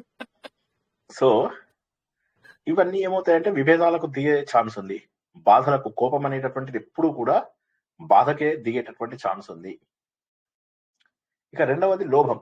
కుటుంబం విషయం లోపల కనుక చూసుకున్నట్లయితే మీరు లోభంగా ఉంటే కుటుంబంలో ఉన్న వాళ్ళు సంతోషపడరు. మీరు సంపాదిస్తున్న దానికి అనుగుణంగా ఖర్చు పెట్టకపోతే. ఒకసారి ఆనెస్ట్ గా చూస్తే సాఫ్ట్వేర్, నాకు వేరే వాళ్ళ గురించి నేను చెప్పను, సాఫ్ట్వేర్ వాళ్ళ గురించి చెప్తా. నేను మొదటి నుంచి సాఫ్ట్వేర్ కాబట్టి సాఫ్ట్వేర్ లోపల ఎప్పుడు మేము ఖర్చు పెట్టేదానికంటే మాకు 10 రెట్ల పైసలే ఎక్కువ వచ్చాయి. ఉన్నమాట చెప్తున్నా. ఎక్కువ సంపాదించామని కాదు, మినిమం అంటే మనకు కావాల్సిన అవసరాలకు మించిన పైసలే వస్తాయి సాఫ్ట్వేర్ లో ఒకప్పుడు, ఇప్పుడు కాదు. కానీ మనము దానికి తగ్గట్టుగా ఖర్చు పెట్టకపోతే ఇంట్లో వాళ్ళు అసంతృప్తి చెందేటటువంటి అవకాశం ఉంది. అయితే కొన్ని రోజుల తర్వాత తెలుస్తుంది మనం కొన్ని తప్పు ఖర్చులు పెట్టాము, కొన్ని అనవసరమైన ఖర్చులు పెట్టామని తర్వాత తెలుస్తుంది. కానీ అవసరం ఉన్న వాటికి కూడా పెట్టకపోతే, ఉదాహరణకి మా వైఫ్ దుబాయ్ తీసుకెళ్దామంది. సరే తీసుకెళ్ళాం, అందరం వెళ్ళాం. ఇక ఇండియాలో చూసేవన్నీ చూపించేసావు, నువ్వు ఎన్ని చూపిస్తావు, ఇండియా మొత్తం 3 సార్లు తిరిగాము, నేను పెళ్లి చేసుకుని ఏం చేశాను, నేను ఇండియా మొత్తం చూశాను 3 సార్లు అని మా వైఫ్ చాలా బాధపడి వేరే దేశాలకు తిప్పమంది. సరే అని చెప్పి చాలా దేశాలు తిరిగాము. మధ్యలో ఒకసారి దుబాయ్కి వెళ్ళాం. ఎవరో చెప్పారు మా కర్మగాలి అక్కడ బంగారం దొరుకుతుందని. బంగారం ఏదైనా బావిలో దొరికినా లేకపోతే ఇసుక లోపల దొరికినా బానే ఉంటది కదా, దుకాణాల్లో దొరుకుతుంది అక్కడ. అక్కడ చూడాలి, రెచ్చిపోయారు. ఆ క్రెడిట్ కార్డుని విచ్చేసారు, ఇట్లాగా ఆడేశారు అనమాట. క్రెడిట్ కార్డుతో ఒక ఆట ఆడుకున్నారు. సో అలాంటి టైంలో మనం ఏం చేయలేము, ఎందుకంటే ఇంకా కొన్ని సరదాలు కొన్ని ఇవి మనకు జీవితంలో ఒక 40-50 ఏళ్ల వరకు తప్పవు. అక్కడ లోభం చూపించకూడదు. లోభం చూపించకుండా ఉన్న దాంట్లో ఎక్కువ ఎంజాయ్ చేయాలి. అదే విధంగా మేము నేపాల్ వెళ్ళాం. నేపాల్ వెళ్ళగానే కొద్దిగా టైం దొరికింది ఖట్మండు లోపల. దొరకగానే ఇక్కడే కదా ఎవరెస్ట్ ఉండేది అంటే వాడు చెప్పాడు చార్టర్డ్ ఫ్లైట్ చేయించుకుని వెళ్ళే వాళ్ళకు ఉంటుంది అని. మాకు టైం చూస్తే సరిపోయేటట్టుంది. నేను మా వైఫ్ చార్టర్డ్ ఫ్లైట్ చేయించుకొని వెళ్ళాం ఎవరెస్ట్ చుట్టూ తిరగడానికి. అంటే ఇదంతా ఎందుకు చెప్తున్నానంటే లోభం పనికిరాదు. అవసరం అనుకున్న చోట మళ్ళీ ఈ అనుభవం నాకు దొరకదు అనుకున్న చోట ఇక లోభం తప్పదు, ఇక లోభం వదిలేయాలి. మన తాహతుకు మించినా సరే ఒక్కొక్కసారి, అంటే తాహతుకు మించడం అంటే నాకు 50 లక్షల ఇల్లు అవసరమైతే నేను 4 కోట్ల ఇల్లు కూడా, అది కాదు. కొన్నిసార్లు తప్పదు, మనం క్యాల్కులేషన్స్ చేసుకునే చేయాలి. కానీ లోభము పనికిరాదు, కుటుంబ కలహాలకి దారి తీస్తుంది అని చెప్పేసి.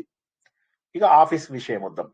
ఆఫీస్ విషయం వస్తే మీకు అహంకారం కానీ కోపం కానీ ఉంటే ముందు మీ లీడర్షిప్ క్వాలిటీస్ అన్ని ఫెయిల్ అయిపోతాయి.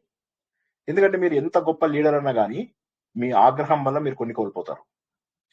ఆఫీస్ లోపల మిమ్మల్ని నమ్మరు చాలా మంది, అదొక రిస్క్.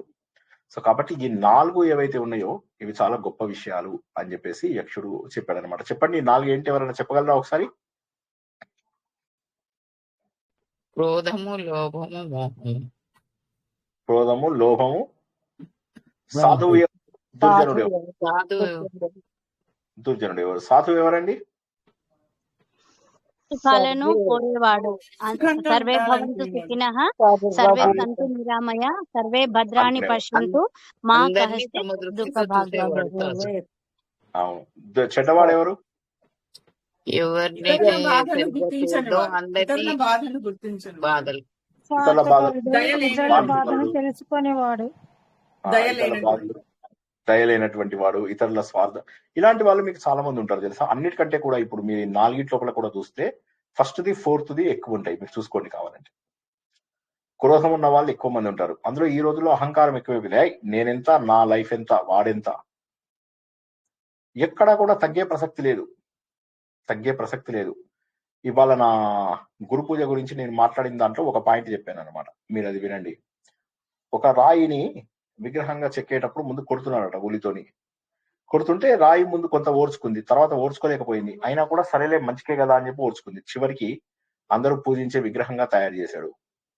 అదే విధంగా గురువు దగ్గర నిజంగా మనస్ఫూర్తిగా నేర్చుకునే శిష్యులకి నొప్పులు భరించాల్సిన అవసరం ఉంది.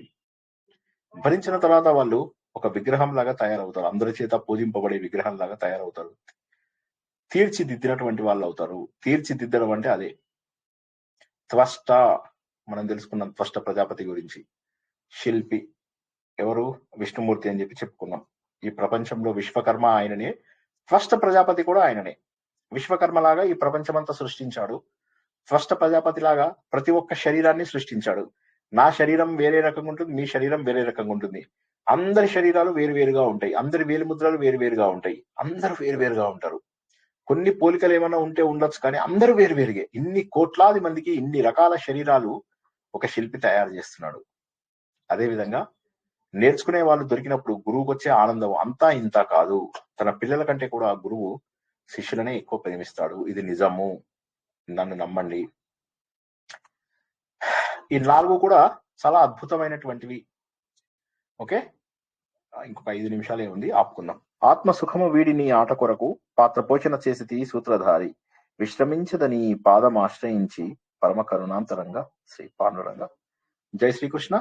చాలా చక్కటి సార్, సర్వే చెప్పండి. సంతు నిరామయ. నిరామయ అది మళ్ళీ లాస్ట్ ది మా కశ్చిత్ దుఃఖ భాగ్ భవేత్. దానికి మీనింగ్ చెప్పండి సార్. నిరామయ అంటే రోగాలు లేకుండా ఉండడం. నిరామయ అంటే అమయము అంటే సార్ భయము రోగాలు లేకపోవడం అనేది నిరాభయం కదా. చిన్న దుఃఖ భాగ్ భవేత్, చిన్న దుఃఖం కూడా నాకు ఉండకుండా, మా కశ్చిత్ కొద్దిగా అయినా కూడా దుఃఖము భవేత్ ఉండకుండా, భాగ్ భవేత్ చిన్న దుఃఖం యొక్క చిన్న భాగమైన మనలో ఉండకుండా ఉండడం అన్నమాట. దుఃఖం అనేది నాకు అసలు రానే రాకూడదు.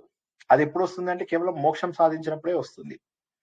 మామూలు సమయంలో రాదు మనకు. అది కేవలము మోక్షం సాధించినప్పుడు మాత్రమే సంపూర్ణమైనటువంటి ఆనందం. కష్టాలు వస్తూ ఉంటాయి, కష్టాలు పోతూ ఉంటాయి జీవితంలో, కానీ దుఃఖం ఎప్పుడు రావాలి? అయ్యో నేను సాధించలేకపోయానే, శ్రీనివాస్ సార్ చెప్పాడు నేను సాధించలేకపోయానే, అప్పుడు దుఃఖం రావాలి. మోహం ఉన్నప్పుడే కదండి సార్ వచ్చేది. దుఃఖం అనేది మోహం ఉన్నప్పుడే కదండి సార్ వచ్చేది. ఆ మోహం అనేది మనము ఎప్పుడైతే అణుచుకున్నామో కృష్ణార్పణమస్తు అని ప్రతి ఒక్కటి మీరు చెప్పినట్లుగా సుఖం వచ్చినా దుఃఖం వచ్చినా ఏ ఆనందం ఉన్నా బాధ అయినా అన్ని కృష్ణార్పణమస్తు అని అనుకుంటే అప్పుడు మనకు అసలు ఈ మోహం అనేది ఉండదు, దుఃఖము అనేది ఉండకపోతుంది అనేసి అనిపిస్తుంది సార్. మోక్షాన్ని మోహం అన్నారు కదా సార్, మోక్షము మోహం కిందకు రాదు కదా అంట. మోక్షం అనేటటువంటిది వచ్చింది అంటే మోహములు బంధములు పోయినట్టే లెక్క. బంధమునకు మోహమునకు అపోజిట్ వర్డ్ మోక్షము. కాబట్టి బంధంలో ఉన్నంత వరకు మోక్షం దొరికే అవకాశం లేదు. బంధములు మనం ఏం చేస్తున్నాము? పెంచుకుంటూ పోతున్నాం, గుంపులు గుంపులుగా తయారవుతున్నాం, గుంపులు గుంపులుగా జనాలను తయారు చేస్తున్నాం. దానివల్ల ఏమైపోతుంది? మనము ఈ గుంపుల వల్ల ఇంకా బంధాలు పెరుగుతున్నాయి. మీ పిల్లలు ఏం చేస్తున్నారు, మా పిల్లలు ఏం చేస్తున్నారు, మన సార్ ఏం మాట్లాడుతున్నాడు, సార్ కొడుకులకు పెళ్లి చేయడట, ఏం చేద్దాం మరి, ఇవన్నీ మాట్లాడుకుంటూ కబుర్లు చెప్తూ గాసిప్స్ చెప్పుకుంటూ బంధాలు ఏర్పరచుకుంటూ కాకుండా బంధాలకు ఎంత దూరం తొందరగా అయితే అంత తొందరగా మోక్షం వస్తుంది. నేను చెప్పే కదా, కాముడు అంటే కోరిక. కాముడు ఉన్న దగ్గర రాముడు వచ్చే అవకాశం లేదు. రాముడు అంటే రమింపజేసేది రామత్వం, ఆనందాన్ని కలిగించేది రామత్వం. రామ అంటే మోక్షము అని మీనింగు. సో రామ అనేది తారక మంత్రం, తరింపజేసేటటువంటి మంత్రము. రామ అంటే రాముడు అనే ఒక విగ్రహం కాదు కదా, ఒక ధర్మస్వరూపం. రాముడు అనేటటువంటి ఒక కథలో మనం ధర్మస్వరూపాన్ని తెలుసుకుంటాం. యమధర్మరాజు, శివుడు అన్నాడు. యమ అంటే ఏంది? యమ అంటే నియమాలు. రాజు అంటే ఏంది? రాజు అంటే లీడరు, నియమాలను మన పైన నియమించేటటువంటి లీడరు. యమధర్మరాజు అంటే రూల్స్ పెడతాడు అన్ని. ఆ రూల్స్ ఎవరం కూడా దాటి వెళ్ళలేము. అట్లాగా ప్రతి ఒక్కరి పేరులో అదొకటి ఉంటుంది. శివుడు అంటే మంగళ స్వరూపుడు, మంచి చేసేటటువంటి వాడు. దుర్గా చెడు గతుల నుంచి మనల్ని కాపాడే వాళ్ళు దుర్గా. ఇలా ప్రతిదానికి ఒక పేరు. లలిత అంటే లాలిత్యమైనటువంటి అమ్మవారు. సో కాబట్టి ప్రతిదానికి వెనక ఏదో ఒకటి ఉంటుంది. మనకు కొన్ని తెలుసు, కొన్ని తెలియవు, కానీ అన్నిటికీ ఏదో ఒక మీద వాళ్ళందరినీ, దేవతలందరినీ కూడా రూపాలు ఉన్నటువంటి వాళ్ళుగాను పూజిస్తే అది దుర్మార్గం. ఏదో రూపంతో కొంత అలవాటు చేసుకొని, సాధన అలవాటు చేసుకొని అంతటా ఉన్నటువంటి భగవంతుణ్ణి పూజించేటటువంటి శక్తికి రావాలి. అలా కాదు, గుడిలోనే దేవుడు ఉన్నాడు, నా లోపల దేవుడు లేడు అంటే మనం చేతులు ఎట్లా లేపుతున్నావు, కాళ్ళు ఎట్లా లేపుతున్నావు, ఎలా కదులుతున్నావు, ఎలా అన్నం తింటున్నావు? దేవుడు లేని ఎలా అన్నం? సారీ సార్, ఆకారంతో ఉన్న దేవుణ్ణి పూజిస్తూ నిరాకార పరబ్రహ్మ స్వరూపంను మనము అందుకుంటే ఇంకా అప్పుడు మనకు మోక్షం వచ్చేసినట్లే. మోక్షం వచ్చినట్టు లెక్క. కాబట్టి ఏంది, ప్రపంచం అంతా కూడా దేవుడే ఉన్నాడు అని చెప్పి గుర్తించడం. నిరాకారం అంటే రూపం అని కాదు, ఈ రూపము అని చెప్పి చెప్పలేం.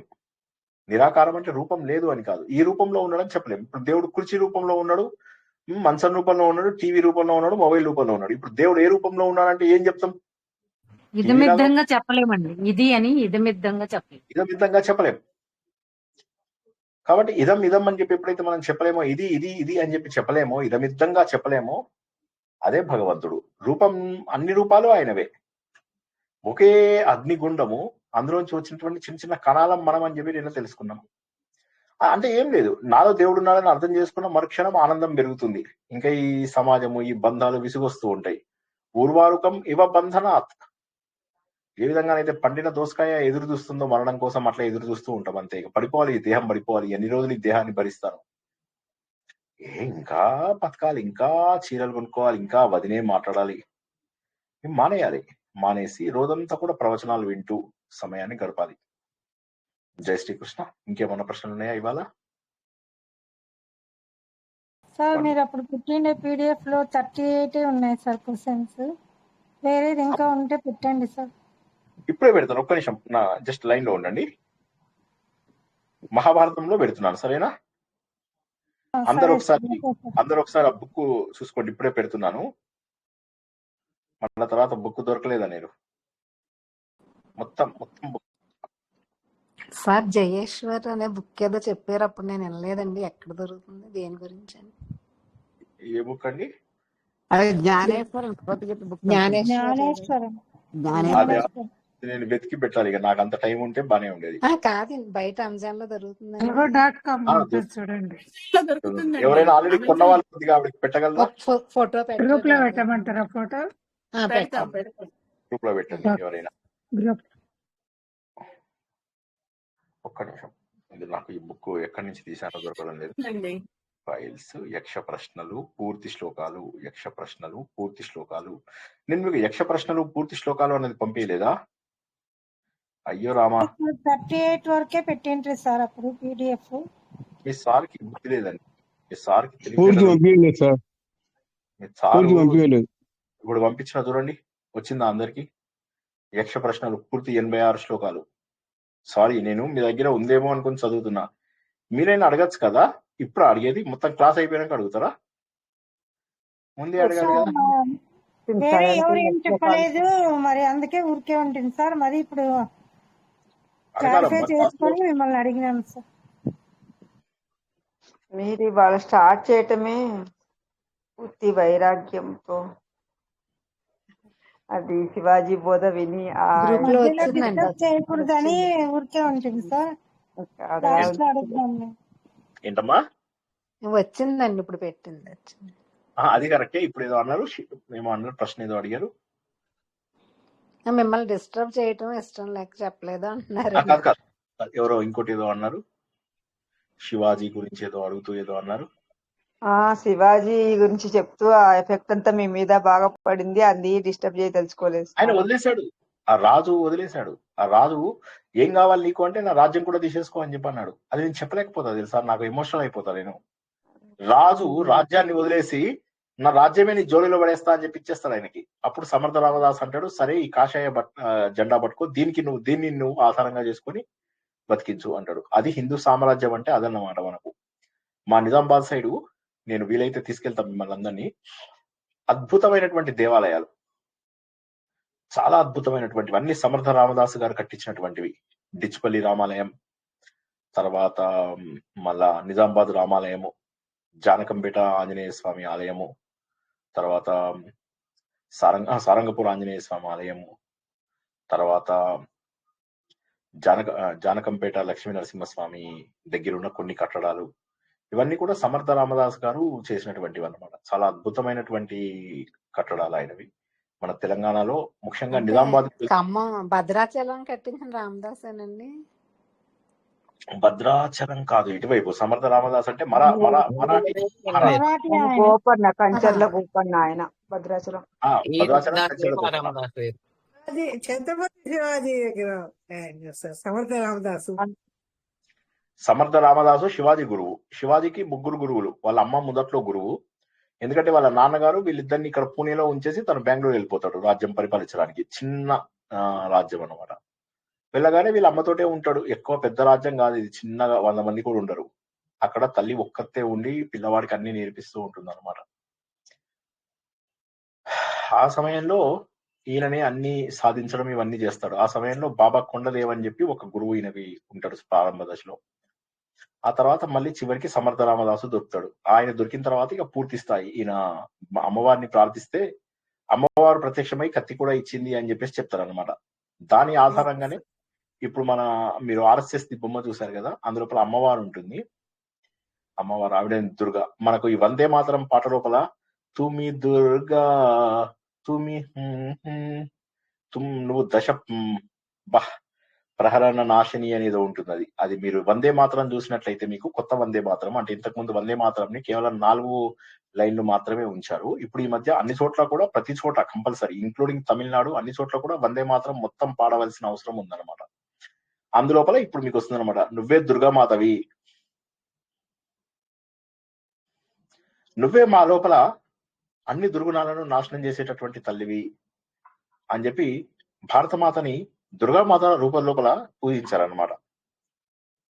సో కాబట్టి భారతమాత అంటే అది ఏదో రూపం, ఇమాజినరీ రూపం కాదు, మన అందరిలో ఉన్నటువంటి చైతన్యం. ఆ రూపాన్ని ఎట్లా నేను మొన్న నా స్పీచ్ లో చెప్పినట్టుగా 3 సముద్రాలు ఆవిడ కాళ్ళు కడుగుతున్నాయి.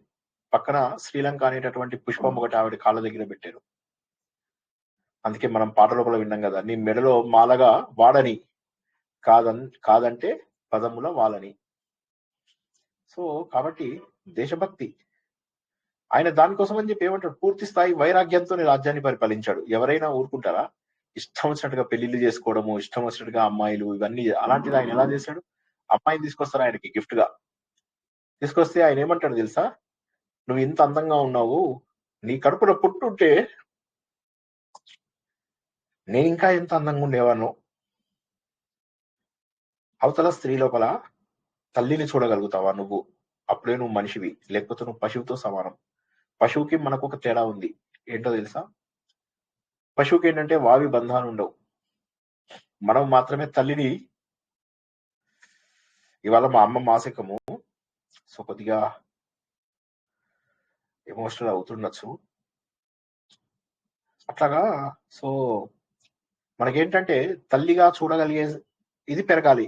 అది తన తల్లి దగ్గర నేర్చుకున్నాడు ఆయన శివాజీ. ఆయనకి సమర్థ రామదాసు మహానుభావుడైనటువంటి గురువు. సమర్థ రామదాస్ గారికి ముందు ఇంకొక ఆయన్ని చెప్పారు, ఎవరు సార్? బాబా కొండదేవ్. బాబా కొండదేవ్, కొండ. Okay sir. అద్భుతమైన ప్రాంతాలు ఉన్నాయండి. మా నిజామాబాద్ లోపల సిద్ధుల గుట్ట అని ఉంది.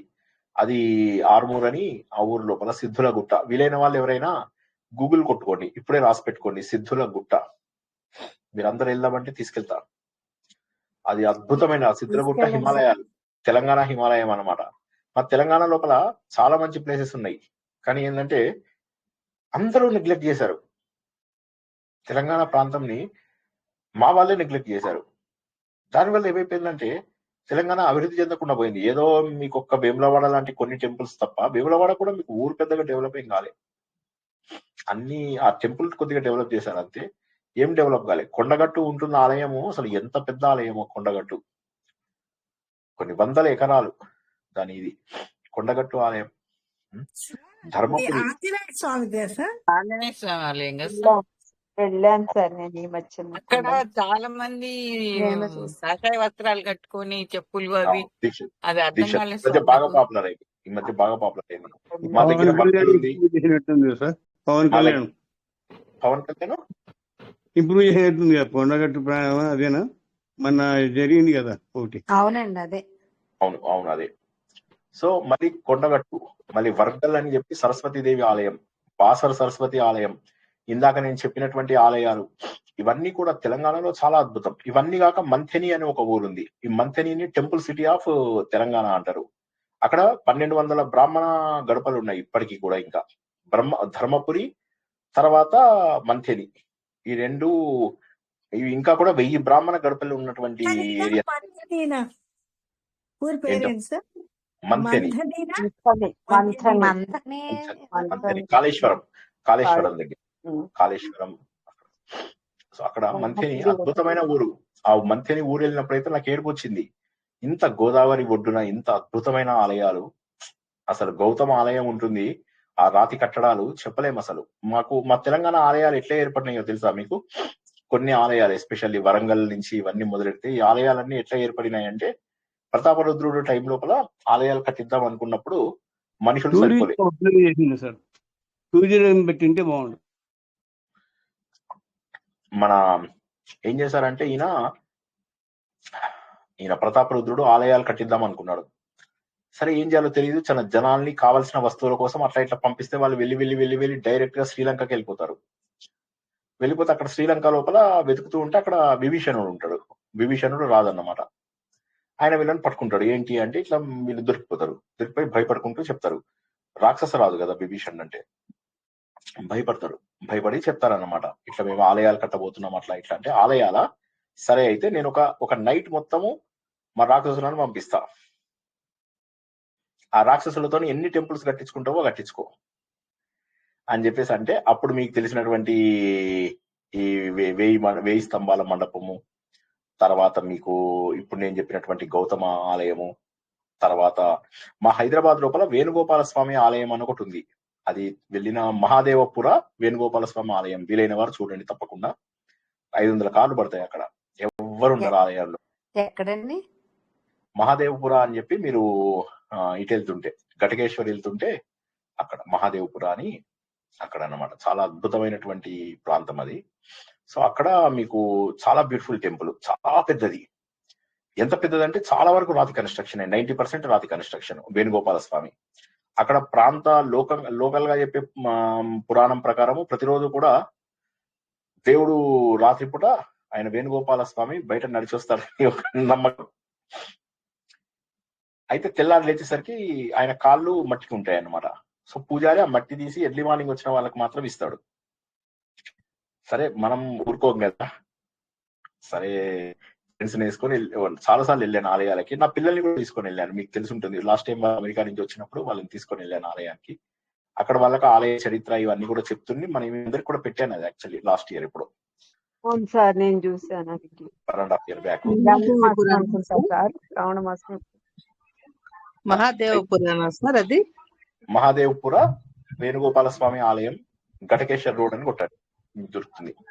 అయితే ఆలయం లోపల అత్యద్భుతమైనటువంటి ఆలయం అది. అక్కడ శివాలయము, తర్వాత అమ్మవారి ఆలయాలు ఇవన్నీ ఉంటాయి కదా, అందులోపల పక్కనే ఉంటాయి. వేణుగోపాల స్వామి ఆలయంలో మెయిన్ పూజారి ఉన్నాడు.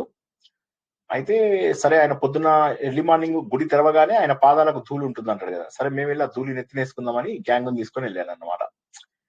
అయితే ధూళి తీసుకొని చేసాడు నెత్తిన. సరే అదైనాక పక్కన అమ్మవారి ఆలయము, శివుడు ఆలయము, దాంట్లో వీళ్ళు ఉన్నారు, వీళ్ళు ఉన్నారు. సరే నేనే అందరితోని కుంకుమ పూజ చేయించాను, అభిషేకం అనుకున్న వాళ్ళకి అభిషేకం చేయించాను. ఇవి సంకల్పం చెప్పించాను. మా ఫ్రెండ్స్ అందరూ అడుగుతారు కదా, నేను నమ్మినా నమ్మకపోయినా వారికి నమ్మకం, వారి నమ్మకాన్ని నేను కాదనను, వాళ్ళ నమ్మకాన్ని ఇంకా పెంచుతాను కానీ నేను తగ్గించను. మళ్ళీ ఇదే విధంగా మంథని లోపల సురాభాండేశ్వర ఆలయానికి తీసుకెళ్లాను నా మిత్రులందరినీ. తీసుకెళ్తే అక్కడ అంతే, ఆలయంలో పూజారులు లేరు నేను వెళ్ళే సమయానికి. లేకపోతే ఇక నేనే సంకల్పంతో ఇది చేయించాను అనమాట, అర్చన చేయించాను. మళ్ళా గౌతమ ఆలయం ఎంత ఇవన్నీ కూడా మా తెలంగాణ లోపల మీరు చూడాల్సిన ఆలయాలు చాలా ఉన్నాయి. ఇందులో తెలంగాణ ప్రాంతానికి చెందిన వాళ్ళు చూసే ఉంటారు కొన్ని, ఆంధ్రాకి చెందిన వాళ్ళు దురదృష్టవశాత్తు ఇవి మిస్ అయ్యి ఉంటారు. ఆంధ్రాలో చాలా పెద్ద ఆలయాలు ఉన్నాయి, కానీ తెలంగాణలో చాలా ప్రాముఖ్యత చెందిన ఆలయాలు ఉన్నాయి, కానీ వాటిని ఏమైందంటే ప్రచారం చేయలేదు. అంటే ఇప్పుడు బాసరు ఎంతైతే పాపులరో అంత పాపులర్ మిగతా ఆలయాలు చేయలేదు. ఇప్పుడు మీరు సారంగపూర్ ఆలయం చూస్తే ఆశ్చర్యపోతారు. అదే విధంగా ఏంటమ్మా అనంతగిరి అండి, అనంతగిరి ఎస్ అఫ్ కోర్స్ హైదరాబాదే కాబట్టి పాపులరే. వికారాబాదు అదే మన ముచుకుందుడు అని చెప్పేసి అక్కడి నుంచే ముచుకుంద నది ప్రారంభమైంది. అక్కడే శ్రీకృష్ణ భగవానుడు ముచుకుందునితోని కాల యవనుని చంపిస్తాడని చెప్పి మనం తెలుసుకున్నాం కదా మొన్ననే మహాభాగవతంలో, శ్రీమద్ భాగవతంలో నారాయణి అని చెప్పుకునేటప్పుడు. ఆ ముచుకుంద నది అక్కడి నుంచి ప్రారంభమవుతుంది అనమాట, వికారాబాద్ లోనే ప్రారంభమవుతుంది. అక్కడ అనంత పద్మనాభ స్వామి ఆలయం ఉంది. అలాగా మాకు తెలంగాణలో కొన్ని మంచి ఏరియాస్ ఉన్నాయి, చాలా పెద్ద పెద్ద ఆలయాలు ఉన్నాయి. జోగులాంబ కూడా మా దగ్గరికి వస్తుందా కాదనుకుంటా కదా, రాయలసీమకి వెళ్తుంది. మీదేనండి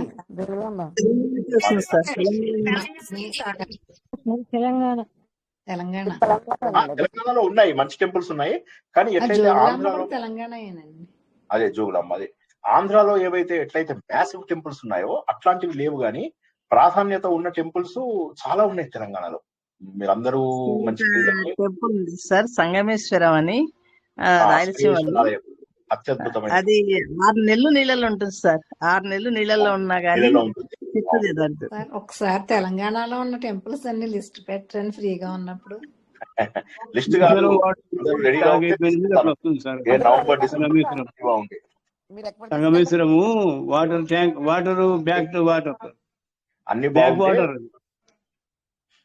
అన్ని బాగుంటే మనము వెళ్ళొచ్చు అన్నమాట.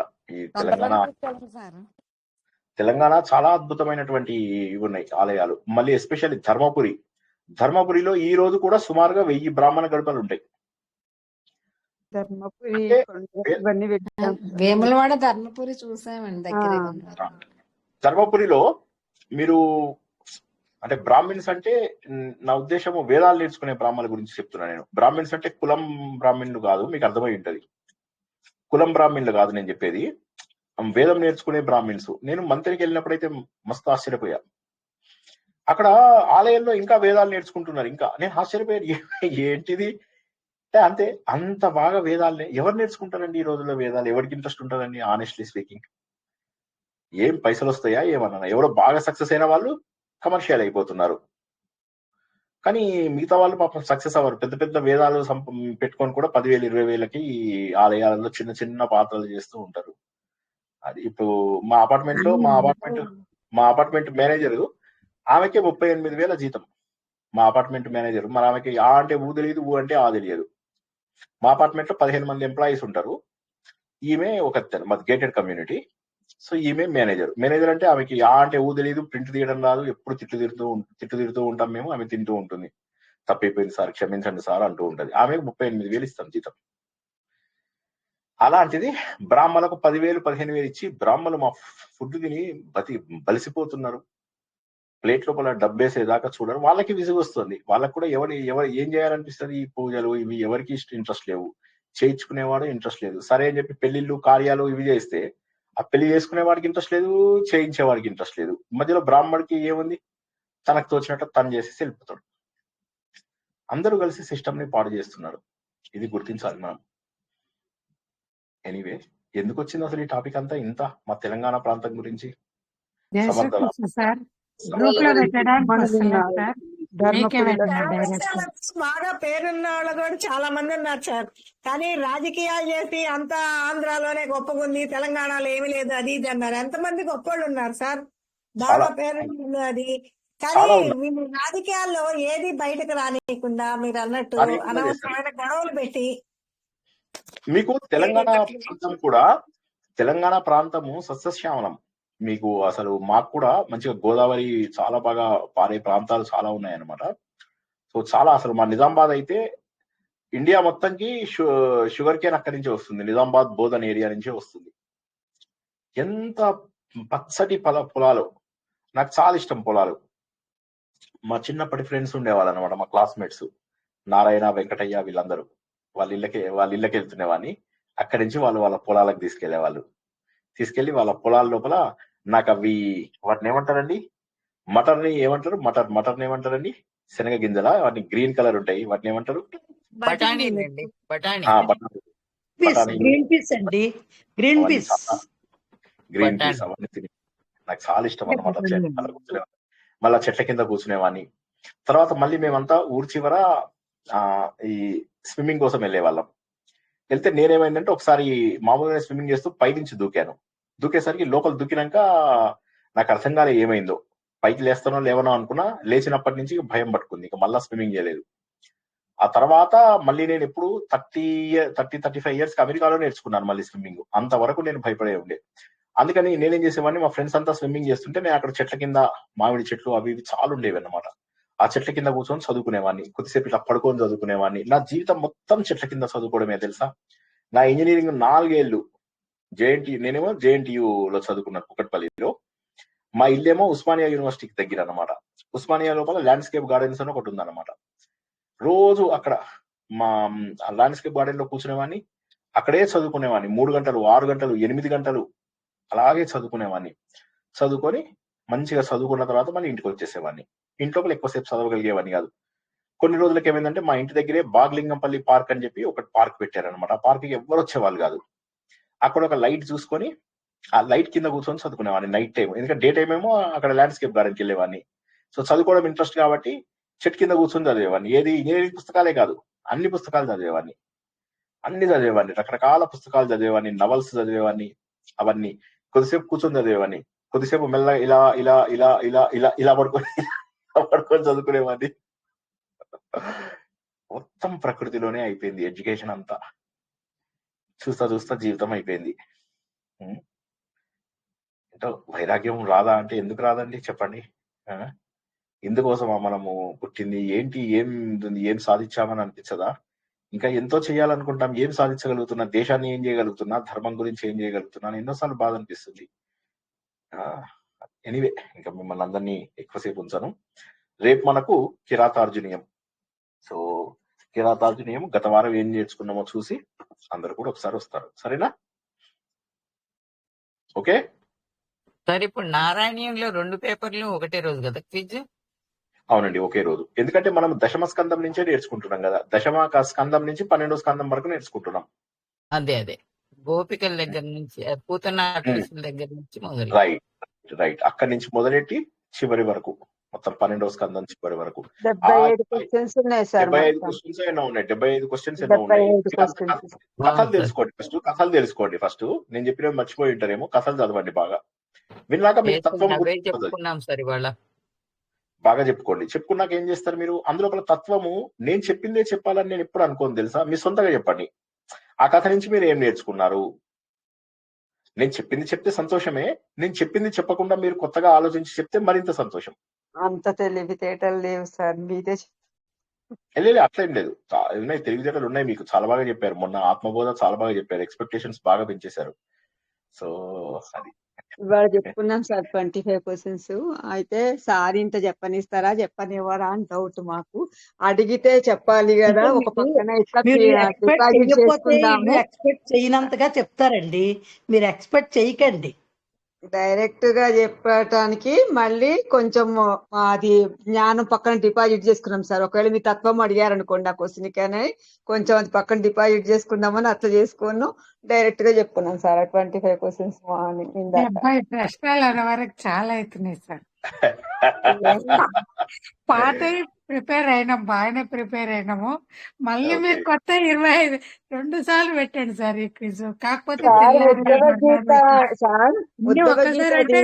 కన్ఫ్యూజ్ అవుతుంది సార్. చేస్తారు మీరు చూడండి, చాలా సులువుగా కవర్. ఒక్క రాత్రి కూర్చుంటే మీరు, ఒక రాత్రి 4 గంటలు కూర్చోండి, మొత్తం అయిపోతాయి మీకు. దశమ స్కందము, ఏకాదశ స్కందము అన్ని అయిపోతాయి మీకు. 8 వీడియోలు ఎన్నో ఉన్నాయి, నేను చూసాను 7-8 వీడియోలు ఉన్నాయి. అందులో శ్రీకృష్ణుడి మహావినిష్కరమణము, 22 నుంచి 33. ఓకే అవి చూసుకోండి, మీకు ఒక రాత్రి సరిపోతాయి. 1.5x స్పీడ్ లో పెట్టుకుంటే ఒక నైట్ లోపల కంప్లీట్ చేయొచ్చు మీరు. వినటానికి సరిపోతున్నాయి సార్. ప్రాక్టీస్ చేసుకునేటప్పుడు నువ్వు చెప్పు అని చెప్పించుకునే లోపల 1.5-2 గంటలు అయిపోతుంది. పర్వాలేదు, మంచిగా ప్రాక్టీస్. నేను ఏమన్నానంటే ఉన్న సమయం అంతా దీనికే పెట్టండి. కొన్ని రోజుల కిందంటే అవసరమైన విషయాల మీద మనసుకోదు.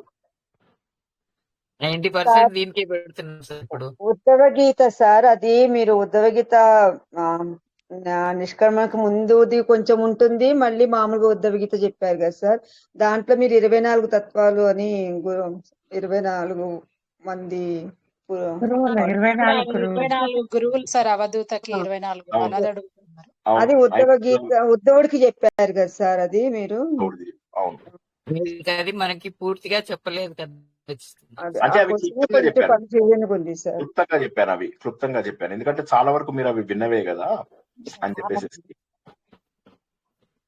కొన్ని అంటే మనము నారాయణీయ బద్ధంగా తెలుసుకున్నాము, భాగవత రూపంలో తెలుసుకున్నవి వేరే ఉన్నాయి. మీరు భాగవతం ప్రవచనాల్లోకి వెళ్తే మీరు అక్కడ 60 వారాలు 70 వారాలు మనం తెలుసుకున్నవి ఉంటాయి. అందులోపల మీకు అవి బాగా డీటెయిల్ గా ఉంటాయి. సో మీరు నారాయణీయంలో చూస్తే మీకు నారాయణీయంలో క్లుప్తంగానే ఉంటాయి. కాబట్టి మనకు నారాయణీయం ఆధారంగా భాగవతం బుక్ పక్కన పెట్టుకొని చెప్పాను నేను క్లుప్తంగా, ఎంత అవసరమో అంత అట్లా. సరే, మరి ఇంకా అందరూ కూడా ఆలోచన ద్వారా భగవంతుడికి దగ్గర అవుతారని, సాధన తప్ప మరొక మార్గం లేదని, వైరాగ్యం తప్ప వేరే దారి లేదని అందరూ గుర్తిస్తారని ఆశిస్తూ ఈ రోజు ప్రవచనాన్ని ఇక్కడికి ముగించుకుందాం. పునర్దర్శనం రేపు రాత్రి 9 గంటలకు కిరాతార్జునీయం ద్వారా. అంతవరకు అందరికీ శుభం భూయాత్, శుభరాత్రి, జై శ్రీకృష్ణ.